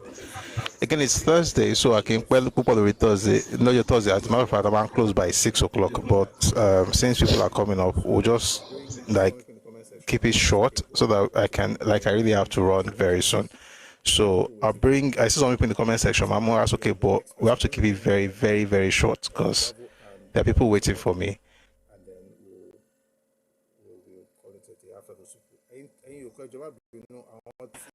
And then we'll call it a day after those people. And you quite job, you know, I want to see my okay already. Nobody saw. Okay, that's okay, that's good. All right, Ekitiman, and you look over. Okay. And this Mobo, Ekitiman. Yeah, Ekrole. Yeah. Ẹ kú ilé gbogbo èèyàn ọ̀jọ̀gbọ́n wa ẹ kú iṣẹ́ ọpọlọ. Ẹ ṣeun. Ìkan tí mo fẹ́ contribute ni pé nípa ọ̀rọ̀ ẹ̀sìn ilẹ̀ Yorùbá. Ìkan tá à ń rí ní ẹjọ́ mẹ́ta ẹ̀ kò tí ì pẹ́ púpọ̀ náà. Tí gbogbo ẹ̀ wá ebi abáyé tó social media ló jẹ́ bí social media ló expose everything. That but àìṣe báyìí nílẹ̀ Yorùbá. Wọ́n ti ní àìpẹ́ mo lọ ṣe exam kan so mo gbé báàgì wá so mo pàdé ẹ̀dùn ṣé Èkìtì ní àbẹ́ Ẹ̀gbá. Èkìtì ní mí Èkìtì. mo ṣe à ń gbọ́ Ẹ̀gbá náà òun yín báyìí. àgbẹ̀ Èkìtì náà àgbẹ̀ Èkìtì. ok mo gbọ́ traces Ẹ̀gbá kan bẹ̀rẹ̀ sí ìbọn ẹ̀ máa bá ọ̀rọ̀ bọ̀ à ń gbọ́ yín. ẹ ṣe. Okay, so mo lọ ṣe exam yẹn so wọ́n gbé báàgì dání wọ́n á pàdé ẹnìkan nípa lè gbé báàgì wọlé o pé a máa gbé báàgì fún àwọn tó wà ní géètì yẹn oríṣiríṣi àwọn religion wá so Muslim association wá Christian association wá but èyí tó close mọ́ mi ni Muslim mo tẹ̀ gbé báàgì mi síbẹ̀ kí tó gbé wá sí mi mo ní kí mi ṣe Muslim o wọ́n ní àkótí pọ́ báyìí ṣe bí èdè kan náà lájọ ń sọ. Wọ́n gba báàgì mi wọ́n gbórúkọ mi so bí mo ti lọ ṣe exam tó fẹ́ ṣe mo dẹ̀ padà wọ́n tó bá gbé báàgì mi ọ̀fẹ́ náà bá watch over my bags so kókó ni pé ìdẹ́kẹ́lá àjọ sọ ká má rí ìjọ láti state ilẹ̀ Yorùbá gbogbo ibi tí mo máa ń sọ fún yàn pé Yorùbá ò lè jẹjẹ ẹ̀sìn kò possible gbogbo ilé ló mọ ibi tó ti wá àwọn Muslim wà ní nukaluku Christian wò ní nukaluku àwọn ẹlẹ́sìn kẹta náà wà ní nukaluku. So maybe our politicians or religion àwọn leaders àwọn tí rí as a problem tó bá rà as a problem there should be a campaign now against all those extremist ways. The second thing. The main topic of your topic today, the main topic you asked about who can be Yorubas. I agree with your point 100%. Anybody that contributed to Yoruba to Yoruba development can also be Yoruba. Although their generation never Yoruba, they can be Yoruba. But we should also be careful. You should be careful that. Although you also said that you are not saying that it should be open. It should not be open like that. If you remember in history, we Yoruba were students of history. The reason that Oyo Empire to be for is not because of the war, because within Yoruba, within Oyo metropolis, there are many foreigners living there. Foreigners don't estimate into Oyo-ness. When that crisis come, when that crisis appear, most of them join Ilorin. That's the issue now. So we should very careful. We should like Japanese are reluctant to open their country, but they do it gradually, not that in masses like that. A contribution, yes, sir. Thank you. Thank you very much for your submission, and thank you for also highlighting. I'm not saying that anybody can be Yoruba or anybody cannot be Yoruba. I'm just saying that people have been Yoruba whose parents were not Yoruba, and nobody can say they are not Yoruba. But that doesn't mean that any Nigerian can just decide that, oh, I want to become Yoruba now because it's cool. If a person decides to be Yoruba, well, anybody can decide it. The question is that we are not going to allow anybody to become it, and you can't decide. You cannot make yourself one. So it's important for us to almost. I'm not saying it's not open. Anybody can just decide to. But we also have to be very careful with the. Sorry, please mute. We also have to be very careful with the extremist. And by the way, when we use. We just want to make sure that and I get it. Let me say it again before we have M. We just want to make sure that and I get it. Let me say it again before we have M. Itara Tanifun Ilewa it puts all of us on the same page, right? Regardless of how you're seeing it. However, once we now begin to educate ourselves on things, we also begin to see something that some of the passion that we have. Let me put it this way: the passion is right, but the method could actually be what would destroy Yoruba land. So a person can passionately destroy his own homeland because they are using a method that they should not be using in their homeland. And that is what we have to be very careful of in these conversations. But thank you very much for that submission, Ekitiman. Let's have M. Please, let's keep it short. M. Bravo. Then we'll go to Edauto. Don't I always? Thanks for all that you do. Can I just do a sound check? Yes. Angboy. Okay, thank you. I'm just going to make a couple of points. I'll try to keep it as short as possible. The first one, Mikofe address misinformation. Babami Ayofe Edumari. He claimed he didn't mention my name, but I know that he's talking about me because he's referring to a point I made here yesterday. He said that Monique Mufon family mini 3 months ultimatum. He was right about that one. That part was definitely correct. But he now added a bit of spice, a bit of sugar to it. Also, the ultimatum was stated that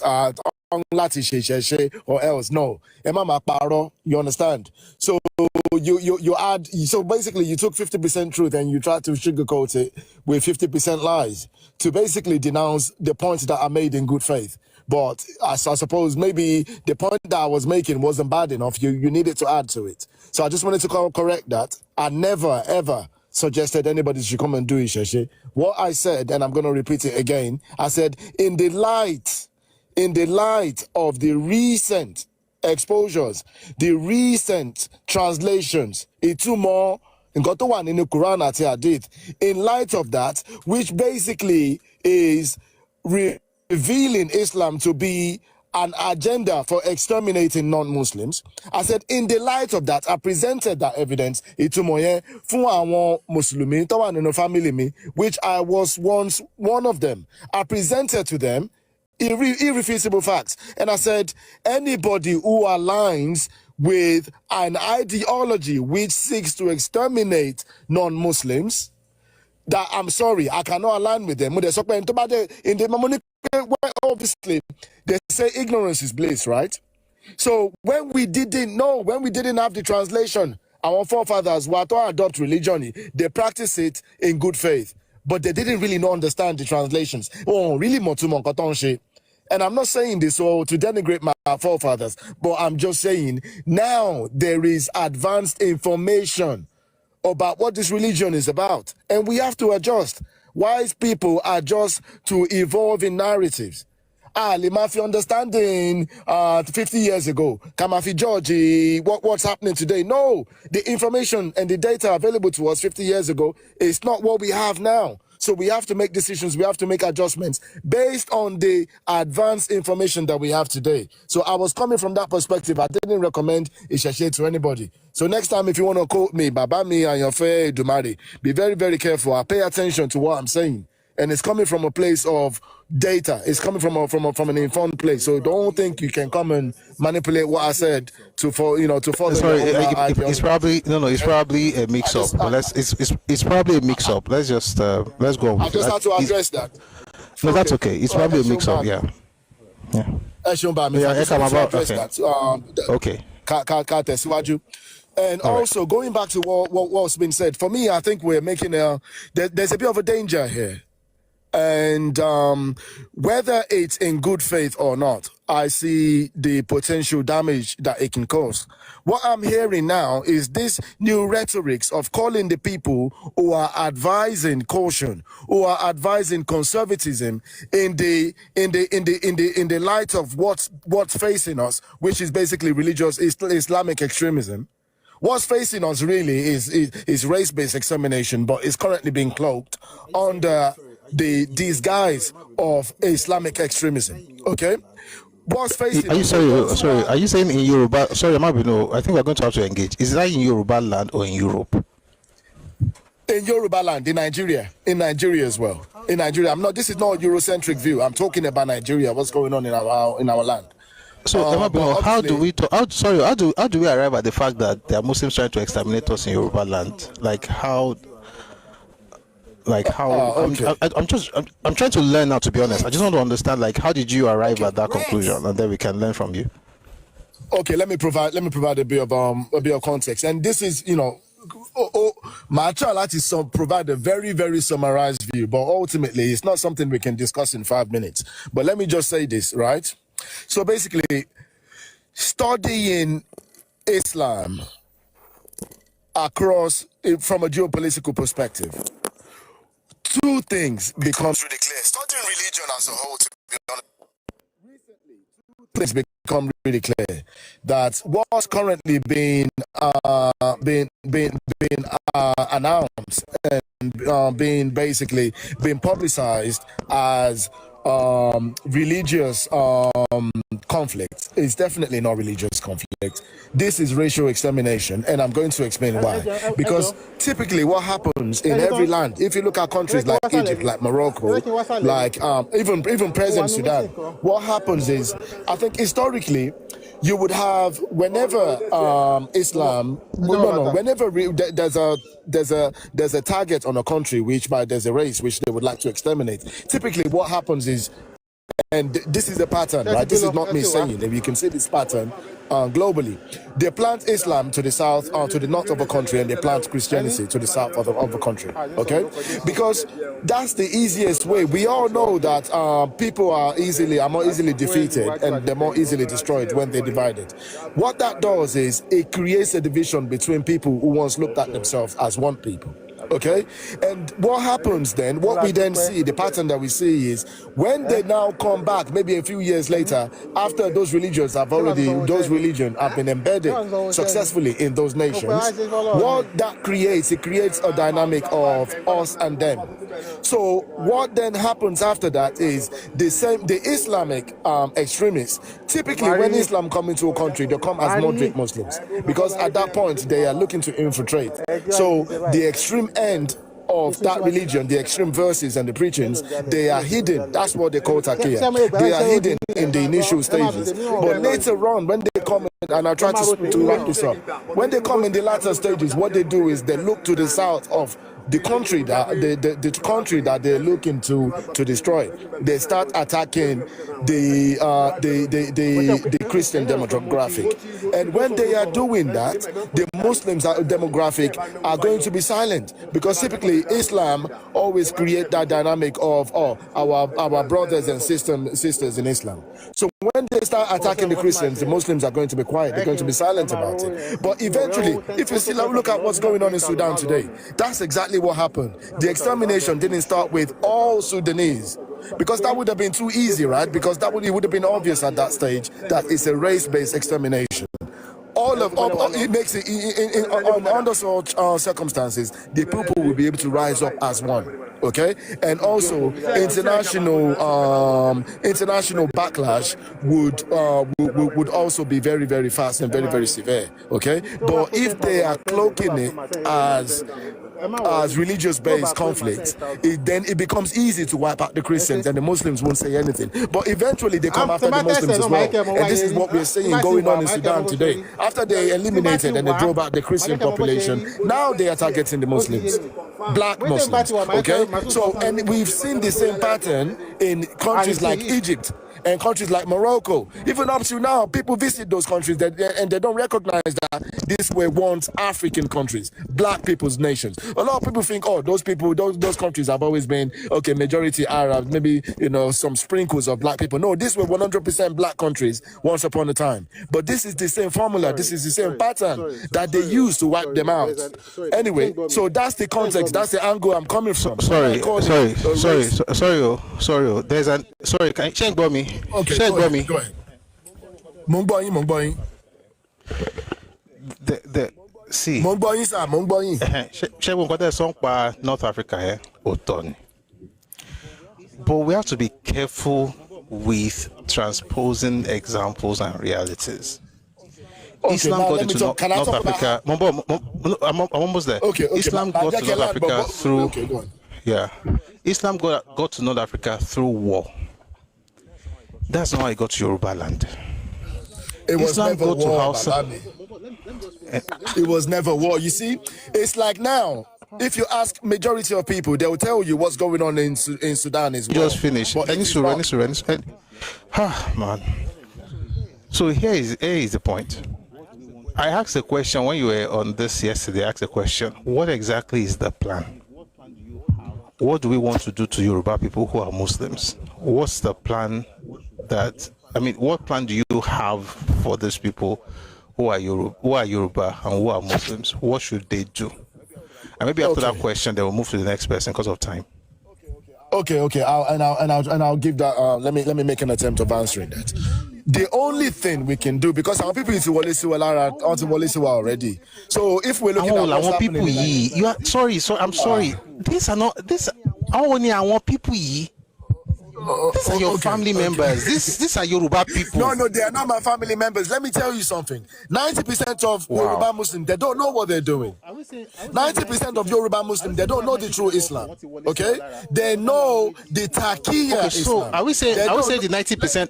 Are we saying that 90% also want to Wale Walara? Because that language is as though we're talking about a group that Mori. Okay, no, okay. Let me answer the question. Okay, the question is, the same people. The question is, what's the plan we have for Yoruba Muslims with your rhetoric? What's the plan? I was answering that. Then. So the question would be, okay, should I address the initial question? Okay. I'll try.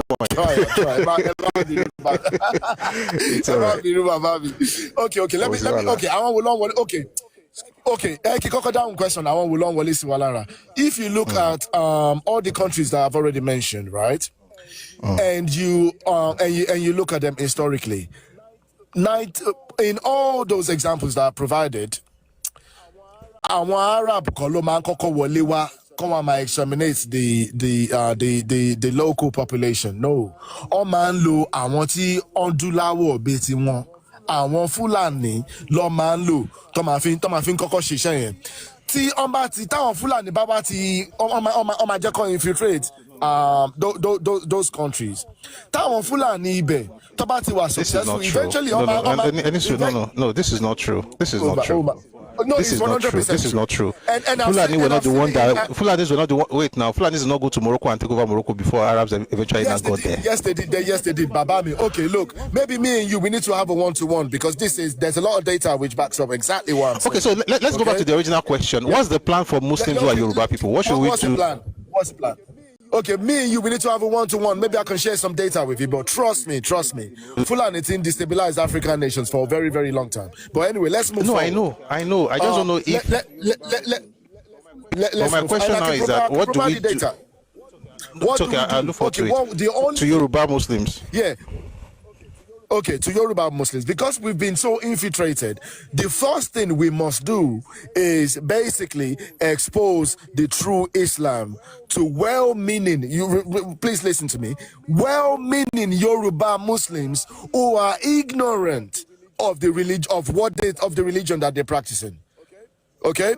Well-meaning Omoluabi Yoruba Muslims who don't understand the agenda between the religion that they're practicing. We have to expose the real Islam to the Yoruba Muslim and educate them.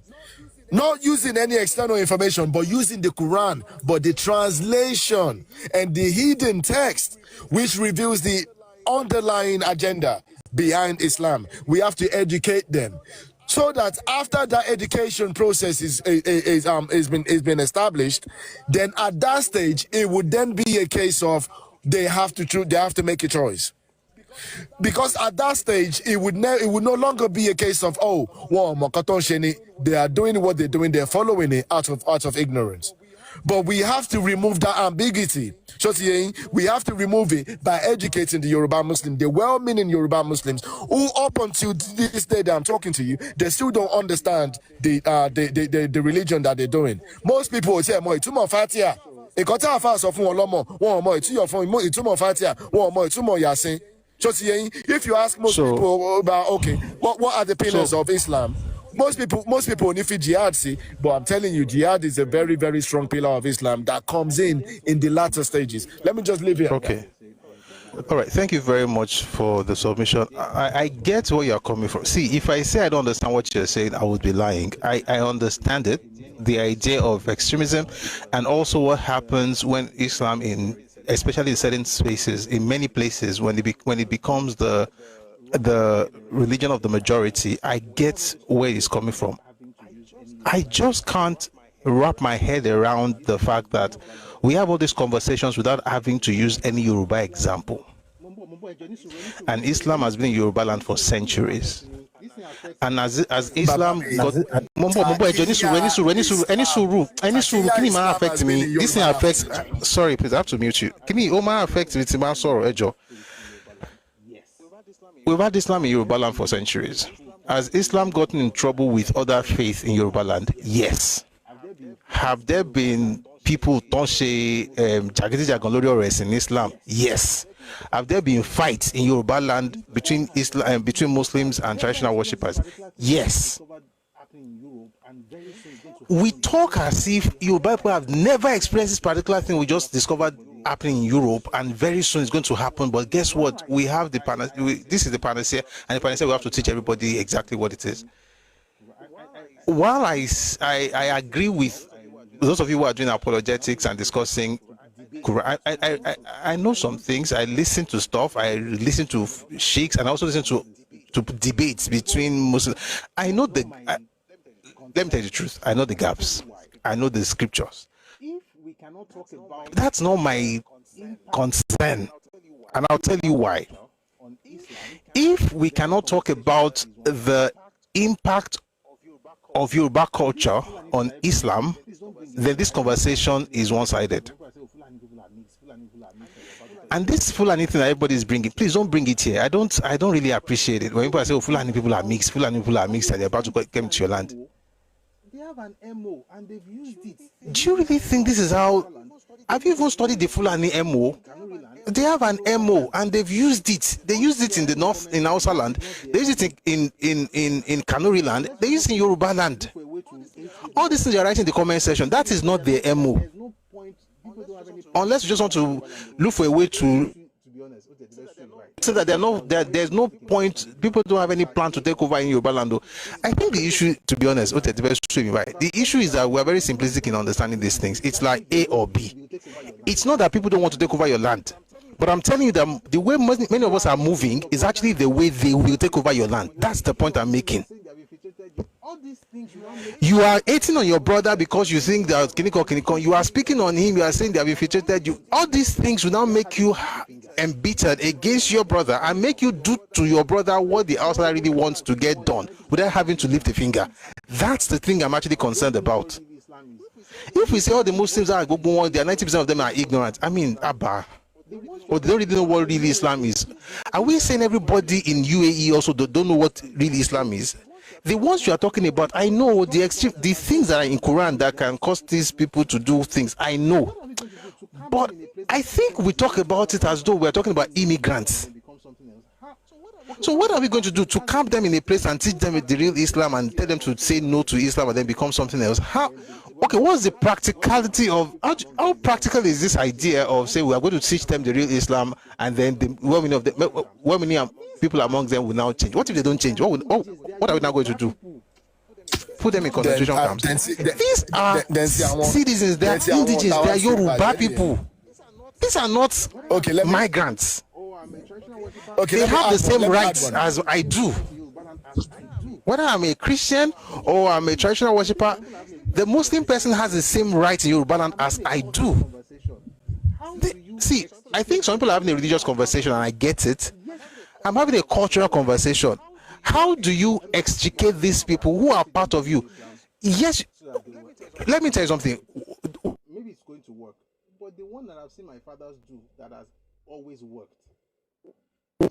Maybe it's going to work, but the one that I've seen my fathers do that has always worked is to teach them who they are as Yoruba people. Along, I've seen that works again. I've seen that work again and again over the centuries. Let them know who they are as Yoruba, and it's not just about them.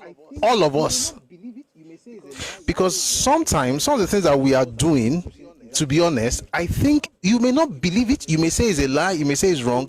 What a lot of us are actually pushing is actually foreign ideology. I mean, there's nothing wrong with what you are doing.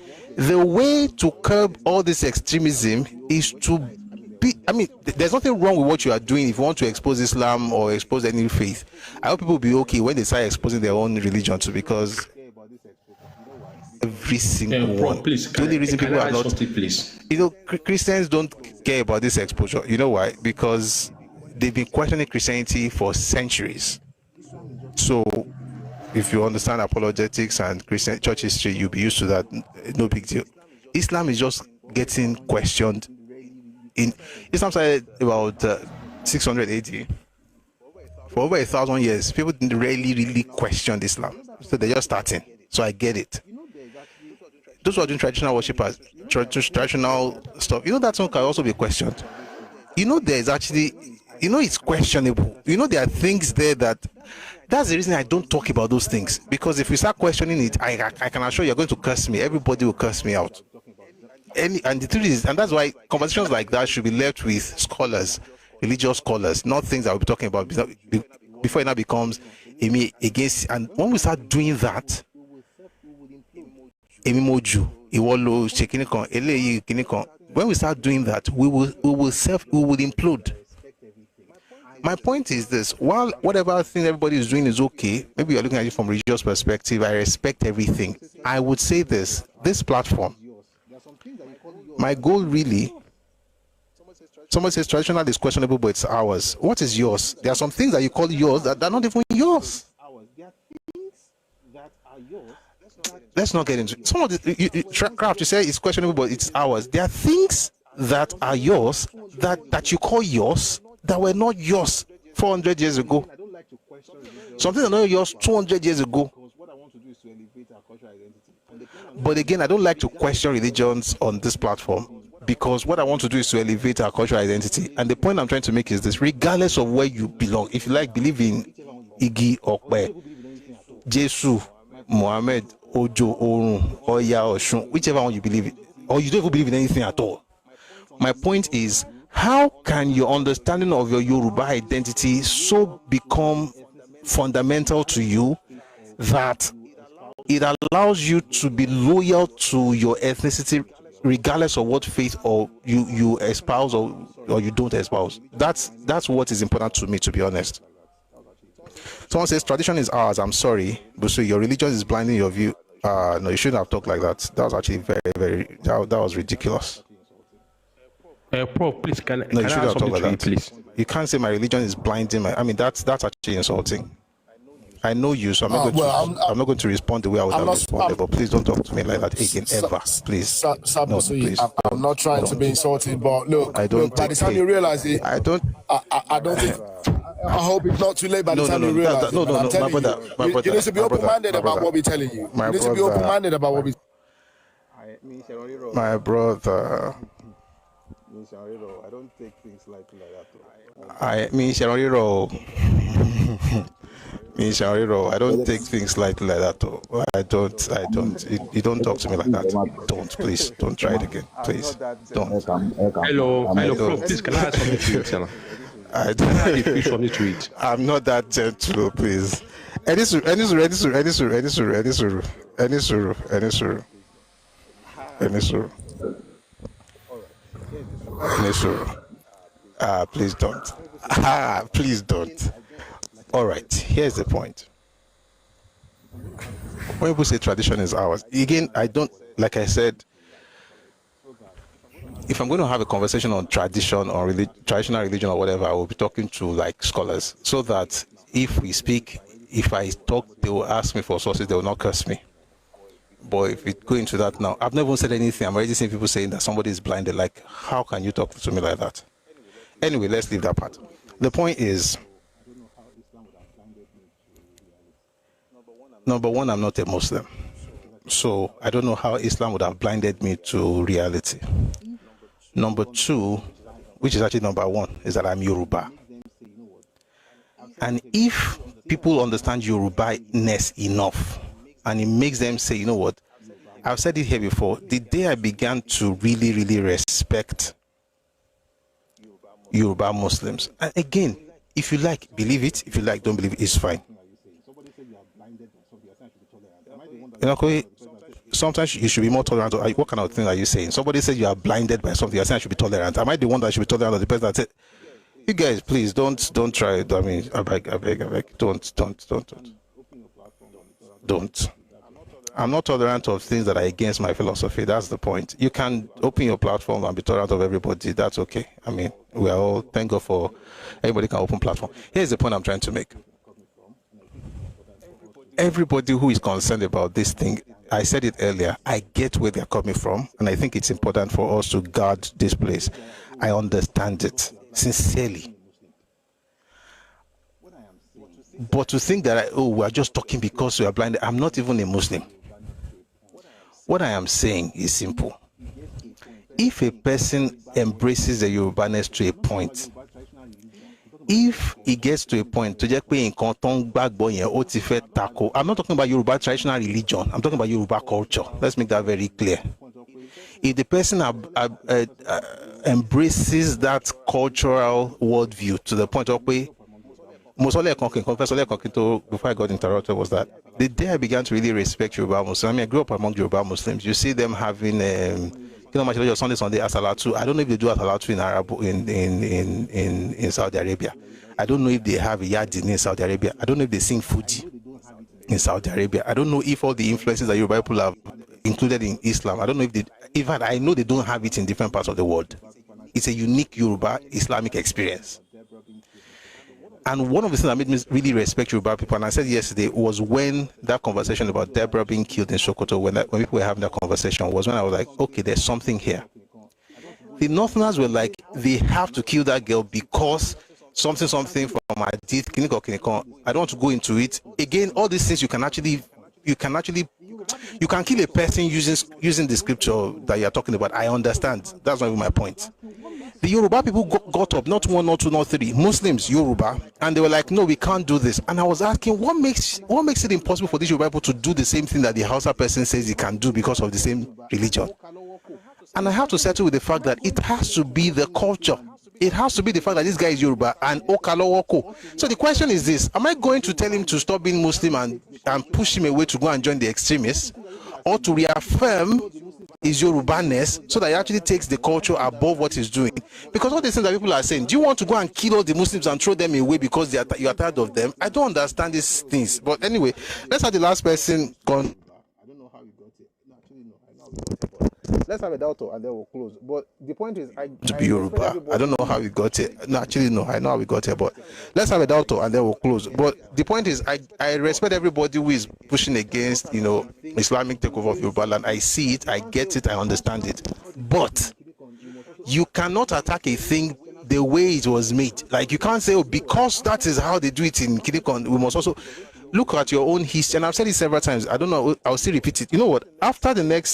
After tomorrow, next week, we're going to read this book called Balogo Derinlo, and maybe I'll read another book called Ibadan by Toyin Falola, and we begin to ask, how did our fathers deal with these things? Muslims were amongst the Yoruba people that fought the Fulani and killed those Yoruba people that went to Beboje. If we're supposed to kill all the Muslims amongst us, who would be the Muslims that would have led our own soldiers to also win the war for Yoruba people? Does it mean that Muslims are not Yoruba? I'm a Christian, by the way. Let me make that very clear. I'm a Christian, and if you say this thing against a traditional worshipper, I will say the exact same thing. I'm not going to sit down and a Muslim will come out and say, I want bogi bokpayen, rather than not bakakiri, I got to dagbe leni, Oduduwa on shekini kan, gbogbo Muslim ni won shekini kan. I've heard it before, and I said the same thing when they said it. So let's make something very clear. This is not. I'm not a Muslim. A Muslim or whoever cannot just carry and say the reason Yoruba people are not growing is because of these traditional worshippers. I will still speak against those ones because the narratives don't help Yoruba land. Destroy Yoruba land, and I hope that we are seeing these things. I hope we see it, but it's okay. All right, Edato, please go on.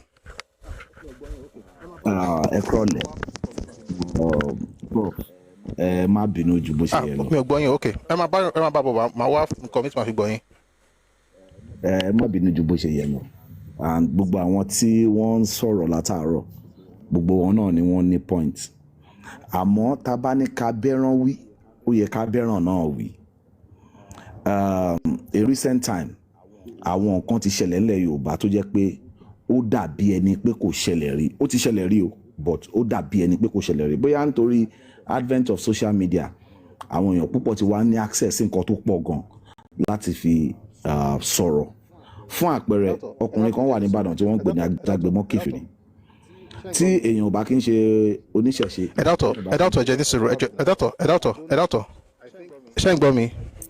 Mo ń gbọ́ yín dáadáa. Ẹ̀jẹ̀ má bínú.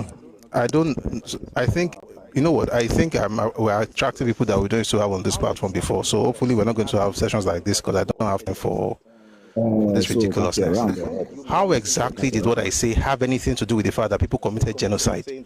When did Yoruba Muslims committed genocide in your village? People in the comment section saying that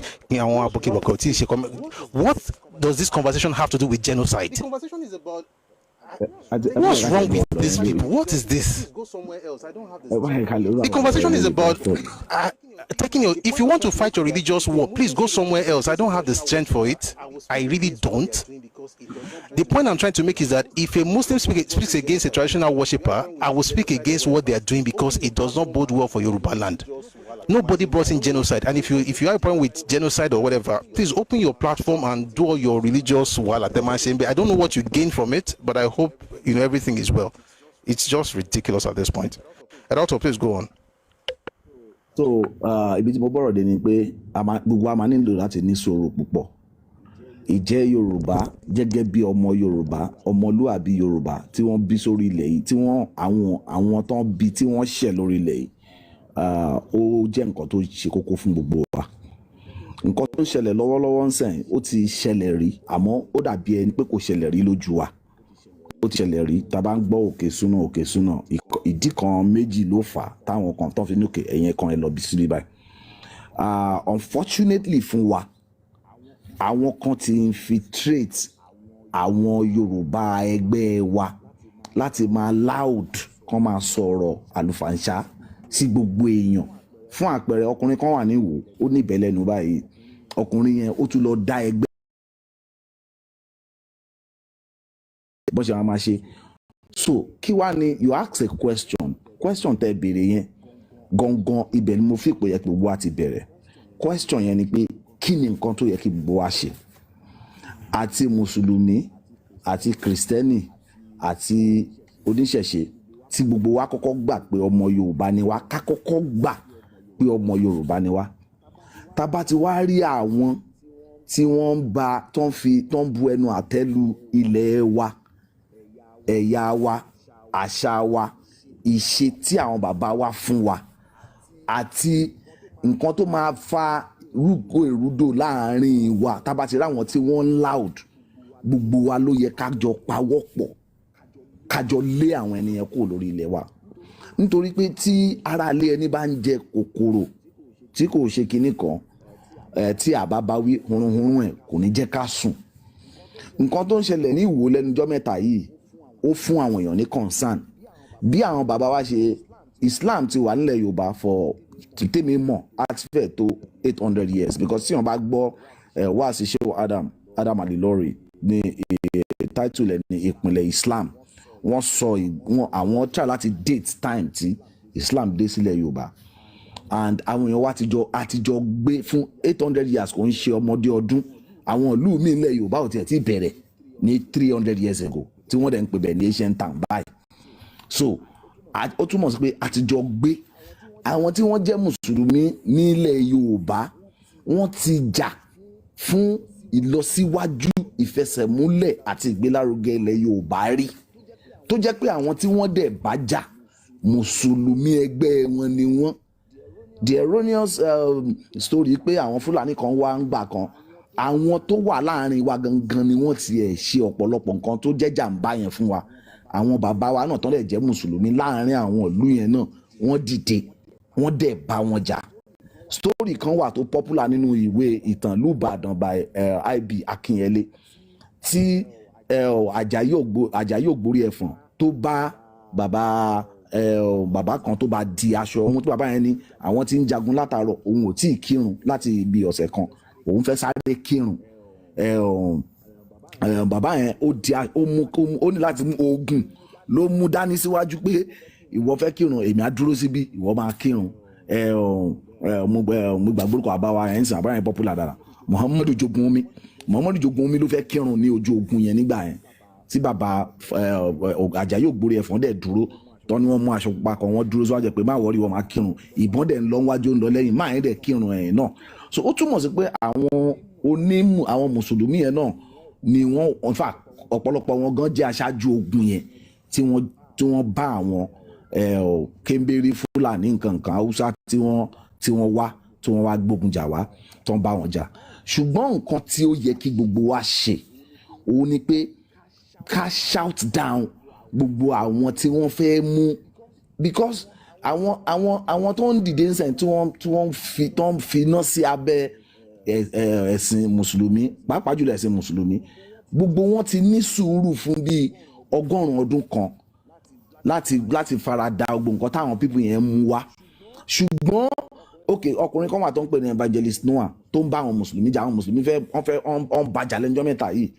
Ṣùgbọ́n àwọn tó ń dá nǹkan tí evangelist Noah ń ṣe yẹn lẹ̀ Yorùbá làwọn náà, àwọn tó ń dá nǹkan tí evangelist Noah tó ń takò yẹn tó ń dá sílẹ̀ Yorùbá ni wọ́n dẹ̀ ti ń takò Christian láti ọjọ́ yìí. Àwọn pípù yẹn ò sọ̀rọ̀, evangelist Noah dancing everybody fẹ́ gbẹ̀mí ẹ̀ wọ́n fẹ́ pa. Bẹ́ẹ̀ náà ni àwọn oníṣẹ̀ṣe tí wọ́n ń dìde against Islam. Ṣùgbọ́n nǹkan táwa máa kọ́ ṣe òun ni pé gbogbo wa gbúdọ̀ kọ́kọ́ mọ̀ pé ìjẹ́ Yorùbá wa kò gbúdọ̀ mẹ́hẹ. Tí a bá ti mọ̀ pé òkè Yorùbá ni mí, gbogbo wa ńgbà táwa kéré gbogbo wa la lọ títí di ọ̀la gbogbo wa la lọ ń jẹ léyà tó yẹ pé ìjà máa ṣẹlẹ̀ pé lágbájá kan pẹ̀ràn kò fún mi lẹ́ran àbí ẹran tán gbé wá ó kéré. Lẹ́nujọ́ mẹ́ta la gbọ́ táwọn kan láwọn ò ní jóúnjẹ Christmas, àwọn ò ní jẹ ẹran Christmas, àwọn ò ní ṣe kíní kan ẹnujọ́ mẹ́ta nìyẹn bẹ̀rẹ̀. Tẹ́lẹ̀ gbogbo wọn máa gbóúnjẹ wálé everybody tó gbàjọ máa jẹ oúnjẹ mùsùlùmí. àwọn ìgbà tá tiẹ̀ kéré à lọ sọ́dọ̀ àwọn ọ̀rẹ́ wa lọ jí ẹran wọn kó akẹ́ran fún wa àjọ lọ sí ilé wa lọ ṣe gbogbo wa bá ṣe dàgbà nìyẹn ní àwa ta ẹ̀ṣẹ̀ tó ẹ̀ṣẹ̀ bí láyé ìsìn bèlè ta sí àwọn bàbá wa tó ti wà earlier before gbogbo wa. So nǹkan tá máa ṣe because question tí ọ̀jọ̀gbọ́n Bùsúyì yìí raise yẹn question yẹn gangan ló wà important jù wípé kí ni ó yẹ ká ṣe. Nǹkan tó yẹ ká ṣe ni pé ó yẹ kí wọ́n máa lọ kọ́ṣẹ́ tó yẹ kó máa ṣe. Àwọn náà bọ́ sórí social media wọ́n á máa sọ̀rọ̀ tó bá ka kinní kan kinní yẹn ó kàn create àwọn ọ̀lẹ rẹpẹtẹ fún wa ni. Yàtọ̀ sí pé bóyá ẹnìkan tẹ̀ fẹ́ wá gbalẹ̀ wa, yàtọ̀ sí pé ẹnìkan fẹ́ wá ravage ilẹ̀ wa, ó tún jẹ́ ká rí pé àwọn ọmọ yìí wọn ti ẹ̀ níṣẹ́. Àwọn ọmọ kékeré tó ṣe wà lẹ́ẹ̀kan wà lábẹ́ ọmọ màmá wọn. So kí la máa ṣe? Nǹkan tá máa ṣe ni pé a máa gbé nǹkan tí wọ́n ń pè ní Yorùbá dìde ní gbogbo ibi tí gbogbo wa bá wà.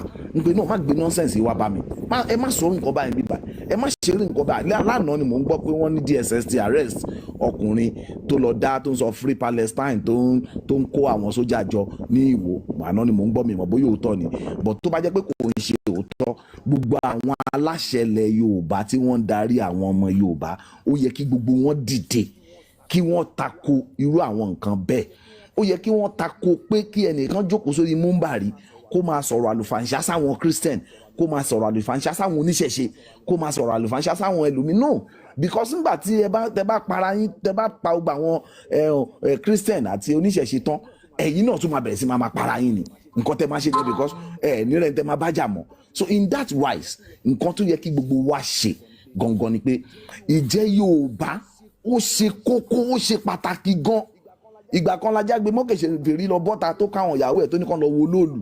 Tó bá tiẹ̀ kí n ṣe, tó bá kí n ṣe oníṣẹ̀ṣe, tó bá tiẹ̀ kí at least Yorùbá ni ẹ wàá mọ̀ pé tí wọ́n bá ń ṣe nǹkan ní Europe, ṣé àwọn ọmọ Europe wọn á lọ máa tako, wọn á lọ mú ọba wọn á lọ máa là nǹkan mọ́ lórí, àbí wọn á lọ máa, no, kò yẹ kó rí bẹ́ẹ̀. Nǹkan tó tí Yorùbá ṣe ni pé a ní ilẹ̀ tó wà progressive, ilẹ̀ tó fi ara gba àwọn èèyàn. Ta ló lè jẹ Yorùbá? Ẹni tí ó ń rokàn sí ìgbéga, ìlọsíwájú, ìtẹ̀síwájú, ìfẹsẹ̀múlẹ̀ àti ìgbélárugẹ ilẹ̀ Yorùbá, tí ò ní recourse sí ìlú mi, tí ò ní kó owó wa kó lọ máa fi develop Imo àbí kó lọ máa fowó wa develop Sokoto.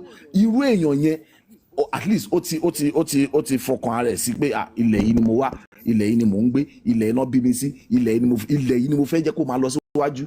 Irú nǹkan tí gbogbo wa máa ṣe ni pé ká dìde, gbogbo àwọn tán fẹ́ dá ìyapa sílẹ̀ láàrin wa gẹ́gẹ́ bí èèyàn, kí gbogbo wa jọ bu ẹnu àtẹ́lù wọn, ká kó lórí ilẹ̀ wa, lé wọn kúrò, torí pé ọ̀pọ̀lọpọ̀ wọn náà ọmọ ìlú ni wọ́n. Àwọn míì kì í ṣe ọmọ ìlú. Irú ọkùnrin tó wà níwò yẹn ń sìn, wọ́n ní ìgbéra ni àwọn tó bí.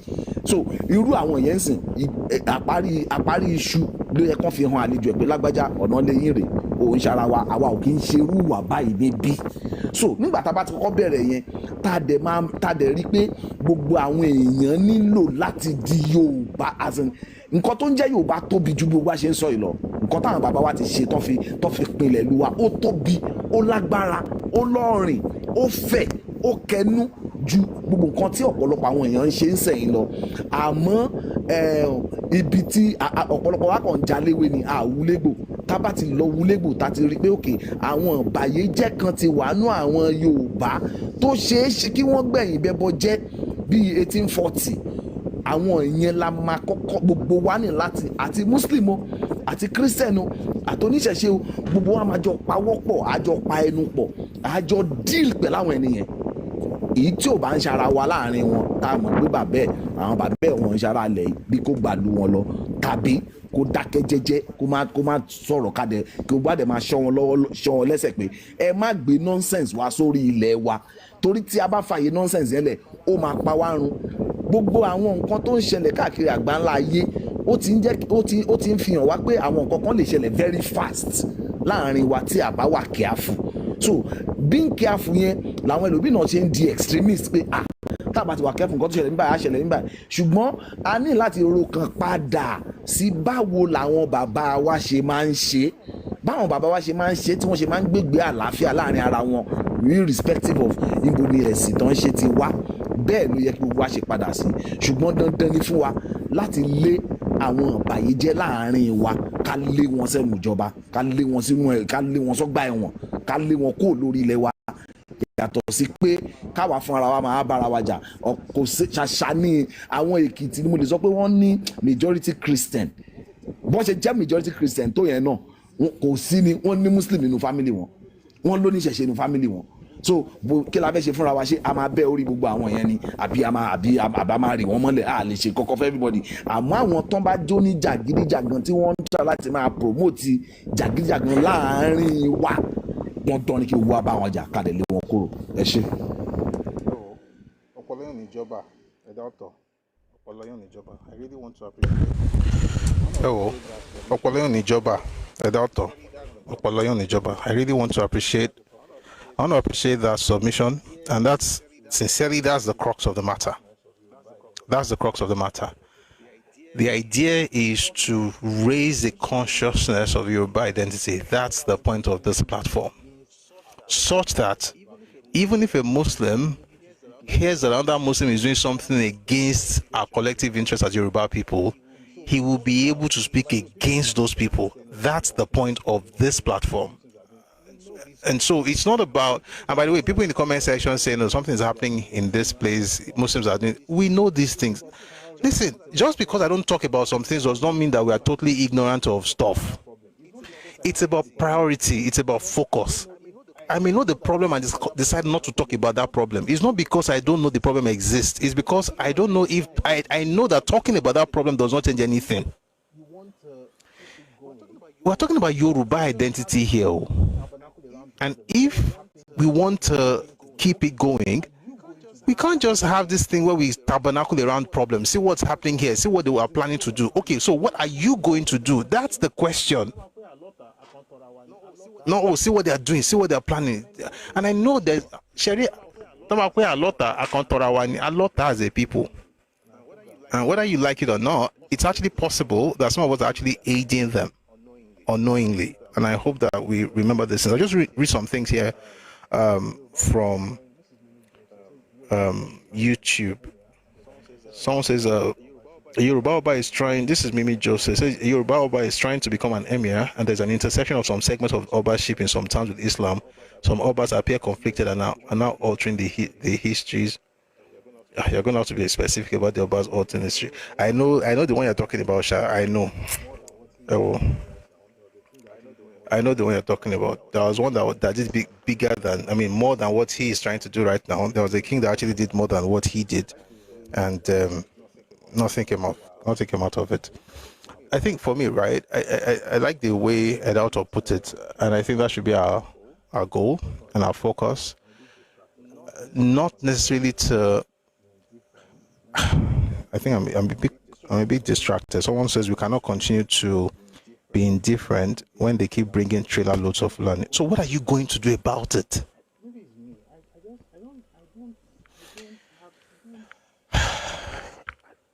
Maybe it's me. I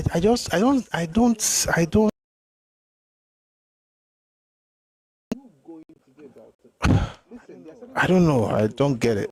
So okay, you now talk about, okay, so what are you going to do about it? Listen, there are certain problems we have in Yoruba land that cannot be solved by individuals, that can only be solved based on government policies. There are certain things that have to do with us that we can do something about, and if we don't do anything about them, that's on us. The idea, again, for some reason, I've not had this kind of conversation in a long time, because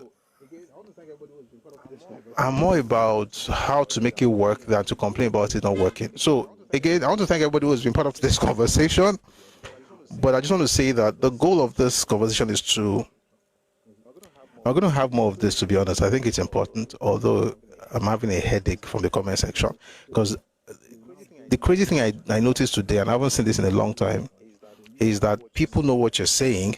They will now bring in a straw man that has absolutely nothing to do with the point, and then use it to push another narrative. It is weird, and I've not seen something like this in a bit. So I'm like, already for me, but we have to have conversations like this. We shouldn't run away from it. I'm just advising that while the passion is understandable, like I said, everything you are saying, it's not like you don't know what you're saying. You know what you are saying. No, pushing back against extremists and radical Islamists is right. But I'm saying, in Yoruba land, we have to do it the Yoruba way. That's all I am saying. And if you don't do it the Yoruba way, and you end up with the North, you will have yourself to blame. All this, nobody will care whether we are passionate about it if everything boomerangs and blows up in our faces. That's all I'm saying. Not to say that your understanding of the problem is wrong. Everything you're saying, I get it, and I'm acknowledging it because it's important not to deceive ourselves. Wala. There was news that it was invited, then it came out later to say, he had come back or something, that it wasn't like he was arrested, and that he supported Tinubu. I don't know how that has anything to do with extremism. So we know there are extremists, and we should constantly speak on it. My own advice is just that let's not push Muslims to become extremists because we are trying to make a point. You can make a point, or you can save your land. I don't think you can do the two. That's my own opinion. I may be wrong, but I don't think you can do the two. And if you want to save the land, You will now embrace your brother who is a Muslim. You tell him what it means to be Yoruba. You will talk to him about our history. You will let him appreciate our culture, our heritage, regardless of whether he's a religious person. Even though he's a Muslim, you talk to them about that thing, they start having pride in being Yoruba. And that, from what I have seen, always has a way of infecting whatever it is, whatever ideology that people actually subscribe to. That identity will always influence it. And I hope that we continue doing that. And again, your concerns are valid, but we have to be more about how to make things work. And those who are having debates, or which one is better, Islam or Ishashe. By the way, do you know what they mentioned the other day? The evangelist, I think evangelist, no, there was one Yusuf or something, one imam that started this whole thing. The crazy thing is this. This is why I don't do the religious debate thing. You want to debate, you don't know your religion to be to your model, but you know another person, you have learnt the Erefe, you know the basics of another person's religion. You now want to debate that person's religion, but you cannot really defend your own religion. I just see this people like jokers, and I see them a lot on social media. They'll be shouting that your religion is bad, your religion is bad. You question them about their own, they now begin to throw tantrums. But if that's your calling, may God help you. But please, as you are doing it, let's remember that we want to build our land, and that people can be Yoruba regardless of their faith or lack of it. Thank you very much for being part of. Someone says we can wear more Yoruba clothes, patronize more Yoruba businesses. Yes, we can. Yes, we can. I'll just read a few more things on YouTube. Someone says we need to constantly educate the people on peaceful coexistence, as we have always existed in Yoruba land. Call out outliers and keep the harmony in the nation. That's it. That's it. There's something I wanted to say earlier. I mean,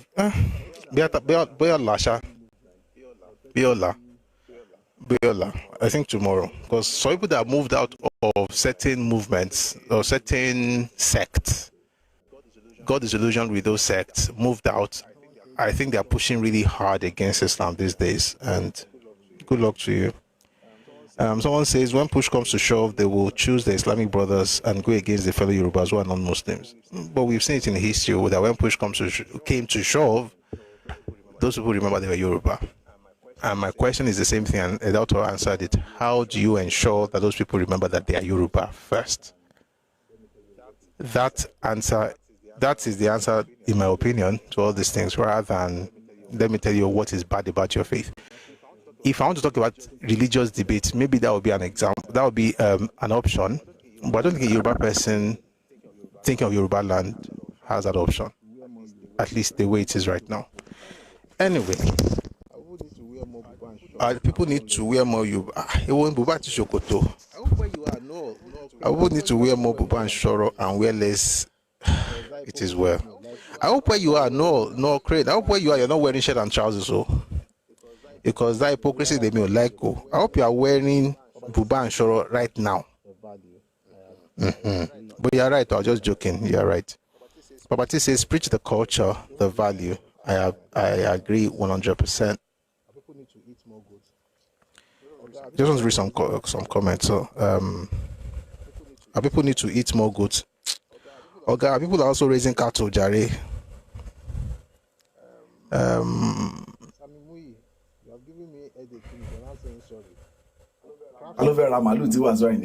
Sammy Mui, you have given me a headache. Finish. You're not saying sorry. Crab say I should take water. Me take water. Mamu lolewa. I say 30 gbamini kilo. Kilo de. Ola sha no Yoruba. Headache gbami gbo ti ba. Anyway, thank you very much for your comments. And again, we are brothers, so Yoruba ni ti omo ya meji ba won yara ti won ba jade ton ba rerin. So if I know some of you were saying things that were a bit harsh, you were saying it from a place of love for Yoruba land. I get it. I'm just saying let's make sure that we are also wise in our dealings. And like Yoruba ni baje lagbara Ọlọ́run. But what time fẹ́ kó da fún Yorùbá náà gbogbo nǹkan tá à ń bá káàkiri Ọlọ́run dẹ̀ kó rí bẹ́ẹ̀ lágbára Ọlọ́run. We'll be here tomorrow at 4 p.m. I know that people were trying to come up. I apologize because of time. We don't even stay this long on Thursdays, but people really came up today. So thank you very much for being here. Someone says, once I trust us, when push comes to shove, we know how to settle our scores. Can you join those platforms to talk to them? Me? I'll think about it. I'll think about it. But if I have the opportunity, I usually don't. But if I go up and speak now, then you hear my voice. Don't worry. I'll visit. To be honest, we'll see. We'll see how it goes. But thank you very much. Thank you. Ilẹ̀ Yorùbá ò ní bàjẹ́. Gbogbo nǹkan tẹ́ ń sọ gbogbo ìlàláwa, gbogbo ìlàkàkà wa lórí ọ̀rọ̀ kí ilẹ̀ Yorùbá lè gbèrú. Ọlọ́run jẹ́ kó wá sí ìmúṣẹ. Máa ní ṣe lásán. Ṣùgbọ́n ẹjọ́ ń torọ Ọlọ́run. Bó ṣe ń tẹ̀ṣe nítara yẹn, ẹ jẹ́ ká máa béèrè pé dẹ́kun àwọn bàbá wa ló wà ń bí sìn báwo náà ṣe máa ṣe ọ̀rọ̀ yìí. And I've said it before. People don't like to maybe they don't know. We have had violent reactions to religion in Yoruba land, whether from Muslims or from traditional worshippers.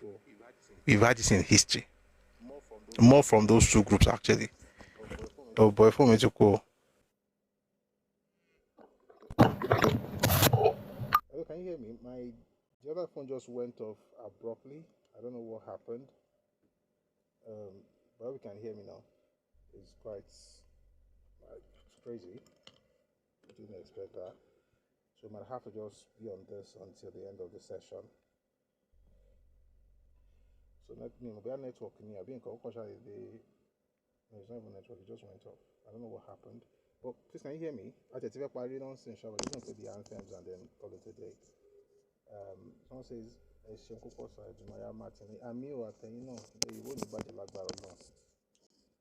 someone says Guru Maharaj is also Yoruba. Benio Babatunde Lorúkọ Baba is also Yoruba. And believe it or not, in Yoruba, when I used to watch Saturday Special on BCOS, I noticed that Yoruba speaks. Notice that it back from time to time. Ọlọ́run ọgbà lọ́wọ́ ó balẹ̀ dáná ní Ọlọ́run ọlọ́ ṣáà ká máa rọra ṣe ká má bà kọjá ju bó tún ṣe wà lọ Ọlọ́run ṣàánú wa. All right. Since you can see here my voice, we will say some few words and then we'll call it today. Thank you very much for being part of today's session.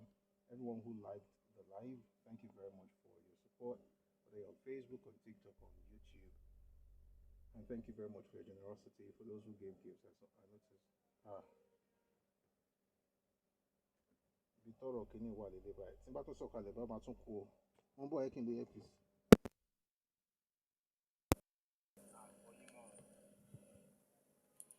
Ṣé ń gbọ́ báyìí? Ariwo lè pọ̀ díẹ̀ ń bẹ mọ́dà pé òun àti Mike ń jà ni. Ọ̀rọ̀ mo ń dúpẹ́ lọ́wọ́ gbogbo wa náà ni pé mo dúpẹ́ pé a wá lónìí padà agbárùkù ti ètò òní yìí. Thank you very much for tapping, for sharing, for liking on all platforms. And thanks for the roses. I saw some roses and gifts earlier. I really do appreciate those ones as well. Thank you very much. And for those who want to support us financially, please reach out. It was there on the screen before the phone went off. But if you still want the details, please reach out to me on Telegram at Busui Maurice. Thank you, everybody who came up, from Adalto to Mr. Renegade to M. Bravo, Ayonfe Jumare, Ekitiman. Thank you all for coming up and sharing your thoughts. We may not always agree on everything, but let's think about some of these things and adjust accordingly. Ilẹ̀ Yorùbá ò ní bàjẹ́. Nǹkan táwọn aláṣẹ kò tán ṣe ibi tí wọ́n bá dé ló ti kàn án báyìí sí kò ní bàjẹ́ lórí wa lágbára Ọlọ́run. But we have to be very careful to make sure that we don't spoil it in the beat to fix it. Thank you very much. Before we go listen to our anthems, the Nigerian anthem and also the Yoruba anthem, and then we'll call it a day. Please join us tomorrow at 4 p.m. If you're time West African time. We'll look at something that happened to the Saro from the book by E.A. Ayondele. The book is titled Nigerian Elites and the Educated Elite in Nigerian Society. We'll be looking at a chapter called The Deluded Hybrids. And once we're done with that, we'll then go to the war of 1840, looking at it from the perspective of Balogun or Daring Law. but that'll be later. But join us tomorrow, 4 p.m. if your time, West African time. Here's the Nigerian anthem. And after this, play the Yoruba anthem. Enjoy, sing along. If you know the lyrics, please learn. Have a great time.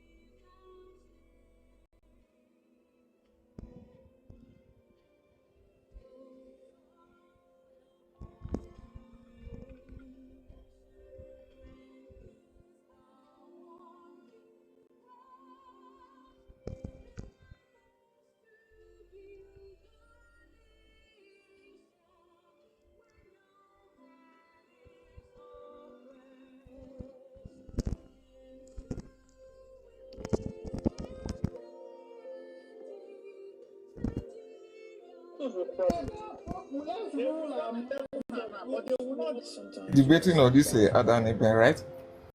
When they normally come up, I've not seen anyone who can give me the real origin of these Igbos, right?